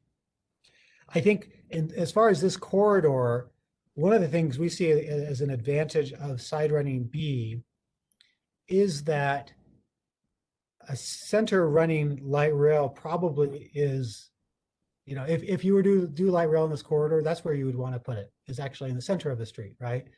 And so I see this as more compatible with a future LRT replacement with a side running C alternative as opposed to the center running, because there's really no such thing as a really future-proofed, hey, we're going to build this for buses and everything's going to be compatible with the rail from 20 years from now. Now, we're going to build BRT over here on the side, and then when we do build light rail, we are not having to close the BRT line for 2.5 years to build that light rail project. So I think that's very compatible that way. And the fact is, we're starting for where we're starting, right? As a region, our density relative to the competition around the country for transit dollars, even in the context of major capital infusions by the current administration, would not put us in a competitive advantage for a light rail project, simply because it relies not just on forecast growth, but also what is it going to do in the first 2 years of opening. And that's really important for transit, because there have been failures in the United States with LRT projects that did not yield ridership that was projected based on. San Jose is probably the best example of that comes to mind, where they have a very extensive LRT system and they have had to actually close parts of the lines and cancel many stations just because they don't have ridership, and there's a lot of draw on their operating budget for low ridership. Thank you. So yeah, the station's again an iterative process. So it's not over, but we do like to start that dialogue on station location, so people don't come back saying, "Hey, why are you putting the station in front of me, my business?" 3 years through the process, we want to make sure it's apparent that this is the thinking at this current time. Next slide. And then back to the lane configuration, the bat lanes, and then that side running C. We saw the cross sections earlier. These renderings, I think we shared earlier. What we're calling the facility on Ruby, protected bicycle facilities. We're depicting cycle tracks, but there's a lot of design and engineering and really collaboration with bicycle advocates and users in that corridor. But the ultimate goal, I think the vision is to make that facility not a high speed, this is for the professional cyclist road bike users. No, this should be designed to be very accessible to users of all ages and abilities for a bicycle facility because of its protection from the lanes of traffic, how we treat, for instance, this is showing it at the same grade as the roadway. Perhaps it should be at the same grade as the sidewalk, and then have, appropriate landscaping barriers between the rest of the sidewalk. But that extra 6 inches elevates it when you come to driveways where the motorists have to reconcile with the bicycles, because the bicycles has a little bit of an edge in the height before they cross over it. So that's the concept. Again, lots more work to go into this in the coming months and next couple of years. Next slide. And so this is just another look at this, and this goes back to what I said earlier. Is if you look at the amount of black pavement there, the one that has the least is Side Running C. That is black pavement as dedicated to cars, general purpose, and then parking is Side Running C reduces that footprint of the general purpose roadway, while at the same time it operates more efficiently than Side Running B, even with less capacity, because it is at that default condition of Division Ruby couplet, which is that one-way couplet. Next slide. So the process, I've alluded to the Division Connects Phase 2, which is the last item here that Jason will be leading. STA will take a little bit of a backseat on that, and the City of Spokane will be more engaged. And it's on your work plan, and we also want to engage the county on that. But really filling out that vision more, which will inform future land use planning and actions. As for STA, these other items, the locally preferred alternative, we actually have a hearing next Thursday at our board meeting to present this preferred alternative, to take public input, and then come back in April for a recommended action by our Planning and Development Committee. We'd also bring forward a corridor development plan, which will be a roadmap of sorts for implementing this project, and also documenting the process we've done over the last year. And then STA is poised to begin the preliminary engineering NEPA scoping work. We have $2 million set aside in our capital program to begin this work, which would be to procure planning preliminary engineering services that help us define, again, in more detail, cost estimates, the siting of stations, operational activities, the ridership projections, what that north end looks like, the south end looks like, and also really get farther in the bus lane, the bicycle lane, with the intent of bringing this forward to enter into project development with the federal government, subject to funding of the project development phase. And then that puts us in a position, if everything goes well, we would be in a position early 2025, I think, to enter into a project grant agreement, a project construction grant agreement to implement. That's kind of the best case scenario. We've been assuming that this is implemented concurrent with the completion of the North Spokane corridor, which would be 2029. So it could be 1 or 2 years after 2025 to have that agreement signed, but we're working this in high gear at this point. Any questions? Hi, I'm Carol. Hello, Carol. Hi, Carl. I have a question.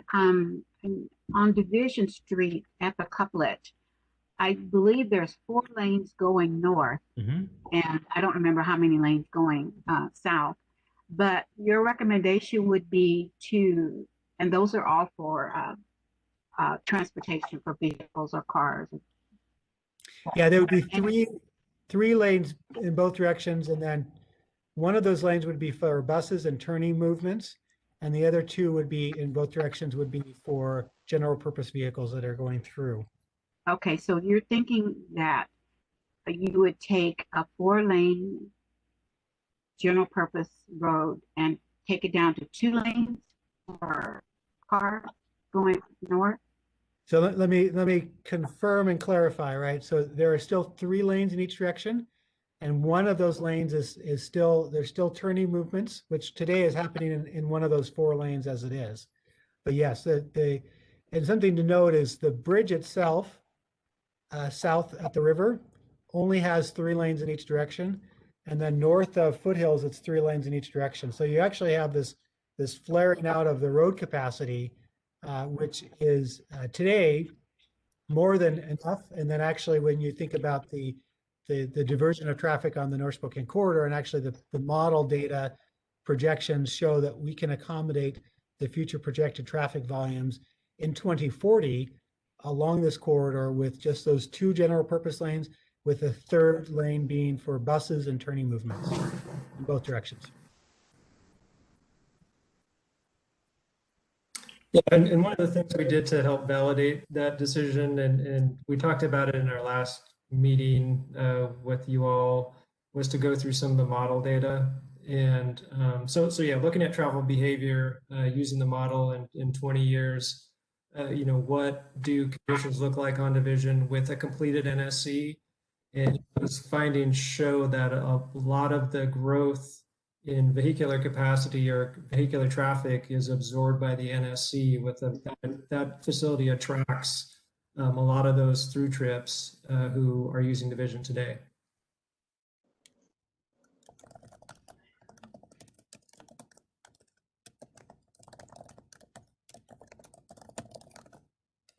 Okay.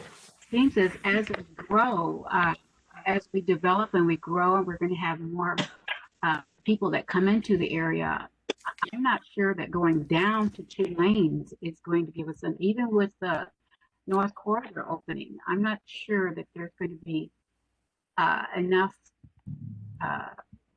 flow with only 2 lanes going north or going south. And then the 3rd lane, which would cut the car to the right, you scoot in behind the bus and make the right turn or so. It sounds like it would be quite congested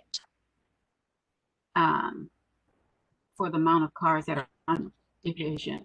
And the North Corridor is going to be quite a ways over from division. Have we determined how many cars would travel over to the North Corridor as opposed to Division Street, cut back over to Division?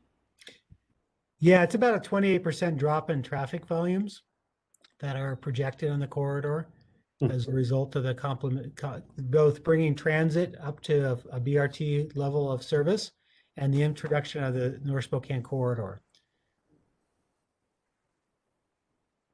And so when it comes to the traffic volume, we're looking at the peak period. So those are the times when you have the most congestion today. And I think it's important to recognize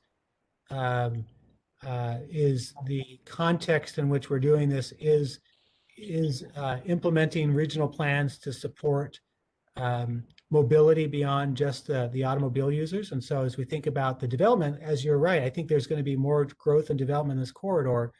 We can, there's a deliberate decision that the city and the region can make is ensuring that we're thinking beyond just what the mode of transportation is in 2021, but thinking about how people can use the space in the future to leverage the right of way that exists in that corridor for other modes beyond just the car. And that's both not just the buses and the bus riders, but also the pedestrians and cyclists. And so as we think about growth, if we create an environment where there's a more walkable environment and there's a mix of uses, a lot of that growth can actually accommodate basically there's not new car trips for every X% of population growth doesn't yield the same percentage of car growth, because people can choose to walk to their place of employment, or to walk to typical errands, or to take the bus as a competitive alternative. So that's one of the reasons we did this forecasting exercise to project the growth of the region. And that's a regional model that is used to plan for expansion of different roadways, but also to look for opportunities to bring in other modes like transit. And that is pointing us to the opportunity to rethink division and the capacity that's there to really leverage it for other users other than cars.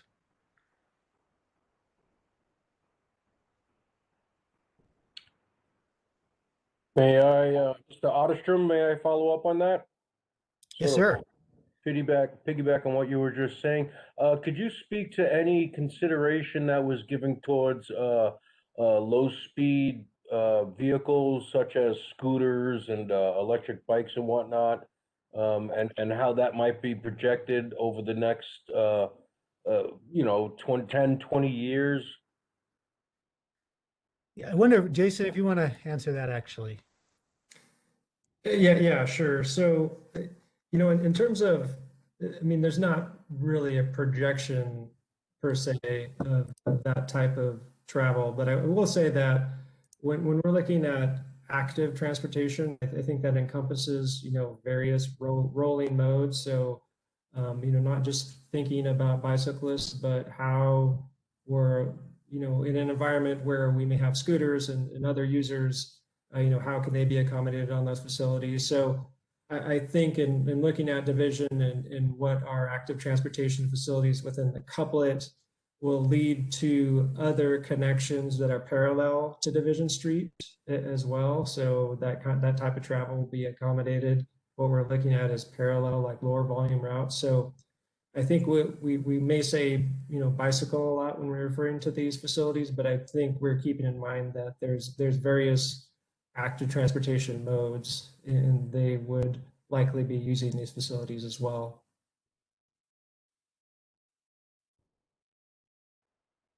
Thank you. Okay, Yes. anyone else? Sorry, we went over a little bit, but anyone else?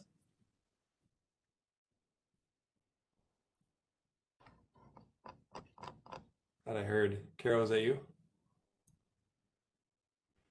I said thank you. Oh, thank you. Okay. Okay. All right. Well, if there's nothing else, thank you for coming back. We appreciate your time. I have one question for Carl, if I could throw this Yeah. out there. I always listen deeply to what Mr. Otterstrom says. So he had referred to the center running alignment as kind of an exciting option. What do you perceive of your preferred option? What do I prefer? How would you categorize or characterize the side running C? Well, see, I drive a minivan when I don't ride the bus or walk. And I think I love my minivan, even though I might get excited with the Tesla. Because the minivan actually does what I need it to do. I can afford it. And in the end of the day, it's a very practical thing, especially when I already own it rather than something I can't afford. So I think this is, I would put this above a minivan in terms of doing this. This is probably a $135 million, $150 million project. This is pretty significant. This is a huge leap for the region. So I don't want to, it's really helpful I don't want to undersell what we're talking about here. But the fact that we've seen convergence of public input, stakeholder input, the analysis to point at something that we can achieve as a region, and especially as it relates to even this conversation about Northtown is exciting because it rolls right into the opportunity that the Division BRT project brings, not because it's just a BRT project, but because it has the opportunity to be a center and corridor project on a Herculean scale relative to everything else the city has accomplished to date.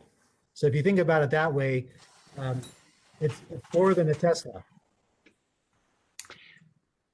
Well, I'm going to add on to that. Yeah, because you're now equating the center running to a Tesla, right? What is it that you find appealing about it? I could see it as if you were doing light rail I could see a center running being far more effective because, then you have a single station that's shared between both directions. But I would also look at center running from a pedestrian viewpoint, and that you're always going to have to cross the street in order to get to the station. So, but you find it appealing. So what is it that from a transit perspective that you find appealing? Well, I think from a transit perspective, I think there's the legibility that comes along with something that is running both directions, with the station that has, you go where I got off the bus at Northtown is where I also get on it, so it's, we have people all the time who are new to transit and they go back to catch the bus where they got off and they start heading the wrong direction. They're very confused, like, well, you see the road's two-way, but they're just intuitively, they want to go back to where they began. And so I think that reason, and then the other reason is you could deploy the most kind of extensively exclusive, highest benefit to the operations of transit in the center of the corridor by making it almost 100% exclusive except at major intersections. Now, that said, there's a lot of disruption to the business access along the corridor again. So that's kind of the purist. Again, that's the difference between a Tesla versus a hybrid electric minivan that Toyota's come out with. That's not that I'm in the market right now, but that seems more practical, even though it's not a pure electric car. It delivers on everything and is practical, and it doesn't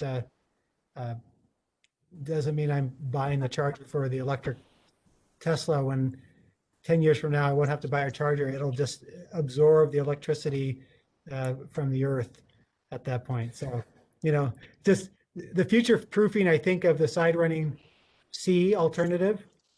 And I think you're right. There's pedestrian benefits to that as well. And so sometimes the pure alternative doesn't come out as strong. And that's what our analysis, when you look at the aggregate, all those criteria together, that pure idea starts losing favor when you think about pedestrians, you think about feasibility. I mean, that's one of the things I think we've always tried to consider is, do we go for the purest approach, or what we can deliver and move that needle one step further to even more aggressive things? City Line does not have dedicated lanes.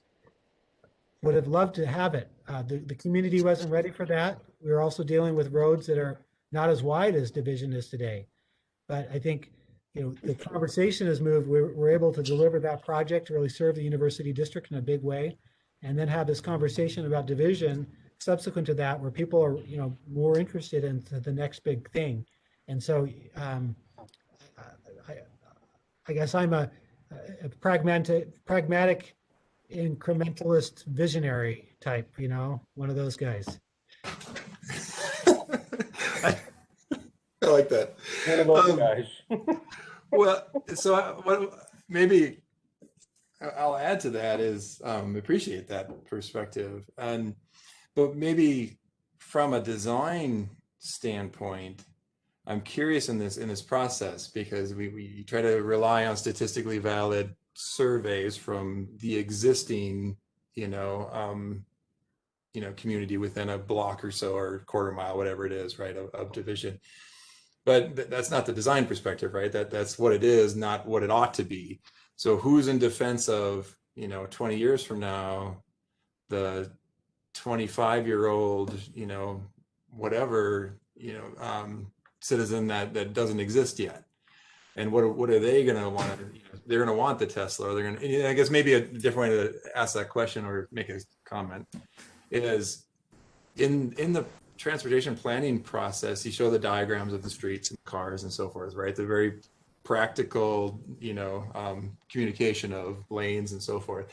And I think you're probably in the same Twitter sphere where, the last couple of weeks, the big joke has been I-10 in Houston, right? Seeing that corridor, and then immediately that image, flashed in front of me when we see the Division diagrams, right? It's not that extreme, but where's the opportunity to to show the, the Rem Koolhaas kids skateboarding on the wall, and the vignettes, I guess, more from a landscape urbanist perspective or ecological, to communicate to the vision differently than 12 foot, 12 foot, 12 foot. Sure. I think the iterative approach we have in the study will lend itself to that because, again, creating a baseline, hey, this could fit in there, and even when it comes to a side running scenario, there may be instances where we have some unique station placements and lane placement that may not fit the mold of side running, C alternative in the pure form as defined here.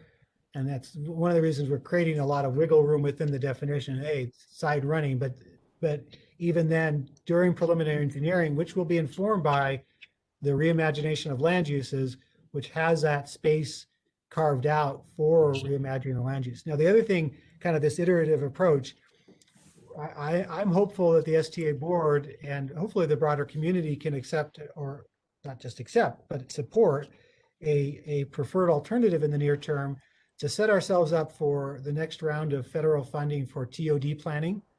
And it's funding that, it's kind of interesting grant because STA would be basically the funnel for bringing the conduit to bring that to the city of Spokane and potentially Spokane County. But we have to define a project that has a fixed guideway, which a bat lane and a majority of the corridor, which this project, the recommendation we have right now would meet that. We just have to get to the point where we have a definition to work with that, hey, we have local support for this. This is planned. Right now, it's not planned. So we could get to that, hey, this is planned. We're in a position to seek that grant funding. So as I see it, what would happen then, informed by this next phase of work specific to the reimagination of division, that does some cool renderings, it focuses on nodal opportunities, that then the city has a grant in hand for basically actual staff, time, resources to get through the necessary development code changes to actually make something happen, right? Because I think at the end of the day, the imaginative process is not complete if we don't have an action plan to get to something.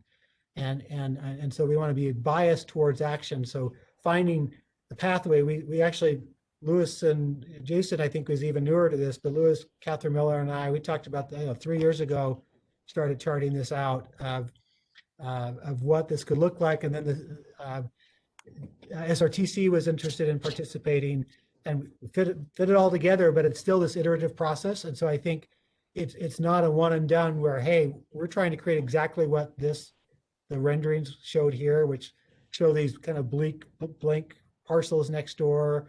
Oh, it's pretty pictures of the trees, but maybe it's not going to be exactly that. You're going to see more renderings throughout this, but also we get a lot more things to learn and be informed by the community and make sure that we have the people at the table are saying, how does this work in the future if Northtown develops into a mixed use, with 1,800 people living on that site? It's all good conversation. It's really in track, I think I'm excited about this. I'm excited about the alternative because the process we have is set up to deliver an outcome that is a major shift from today, rather than just an exciting planning process. Could I add something? Please, Sylvia. There's 2 points. Number one, it uses less land for the central route. And number 2 is visually, it's more pleasing to me.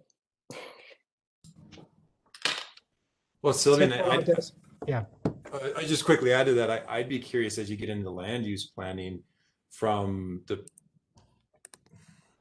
perspective of development, right? Obviously the sidewalk, but also, the environmental. We were talking about this earlier today, I think. We also were talking about in the Urban Nova meeting about the sound, the urban heat island effect and so forth, right? Of these different scenarios.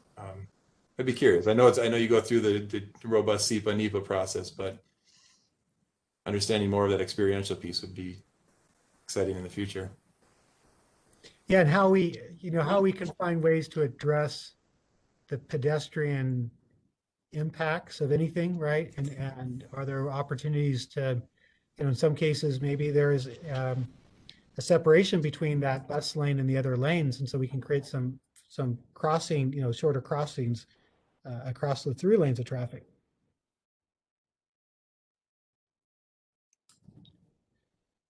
Good discussion. Okay, thank you. Anyone else? I have one question. It may seem very odd. Have we noted so far pedestrians are using division? Oh, I think her connection died out. She got dropped. I didn't do it. She's Oh, she's back.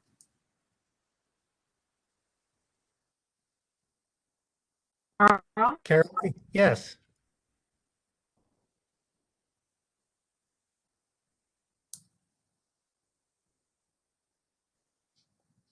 We're on the line, Carol.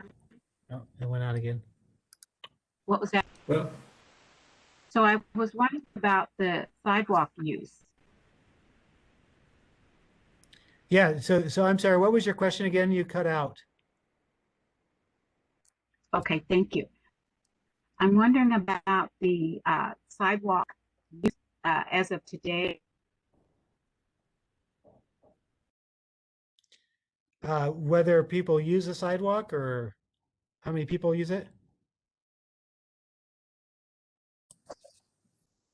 It might help, Carl, to give an indication of how busy is this from a transit perspective. And assuming PEDs, they're getting there by PED modes. So Yeah. So STA, pandemic aside, we were carrying around 1 million riders a year on this corridor, and 90% or more were coming from pedestrian modes. It's also one of it was last time we tracked this specifically, busiest bicycle use on the corridor for the bicycle racks.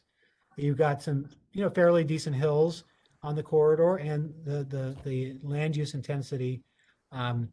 From pedestrian, I know we've partnered with the city on filling out sidewalks along the corridor up north and parts of the city that used to be in the county, and but we don't have block by block pedestrian counts, if that's part of your question. I don't know if you heard that. it is a miserable pedestrian environment, quite honestly. We don't have adequate separation or width of sidewalks, but it is very heavily used part of transit, pedestrian, bicycle interaction, surprisingly. So there's a lot of employment along that whole corridor, and people are getting goods and services and getting to jobs. Yeah, tens of thousands of jobs on the corridor, actually. Okay. Anyone else? Thank you. Yeah, thanks for your time today. Extra time. Thank you, Carl and Jason. yeah, you bet. Thank you. And just Good stay job, tuned. guys. Yeah, thank you. Just stay tuned for future study sessions with the Plan Commission, particularly as we start to focus on land use. So, Well, and hopefully Northtown. Thank you, gentlemen. Okay, thank you. Okay. Take care, everyone. With that, I think we can be adjourned. See y'all later. Oh. Good night. Later. Thank you.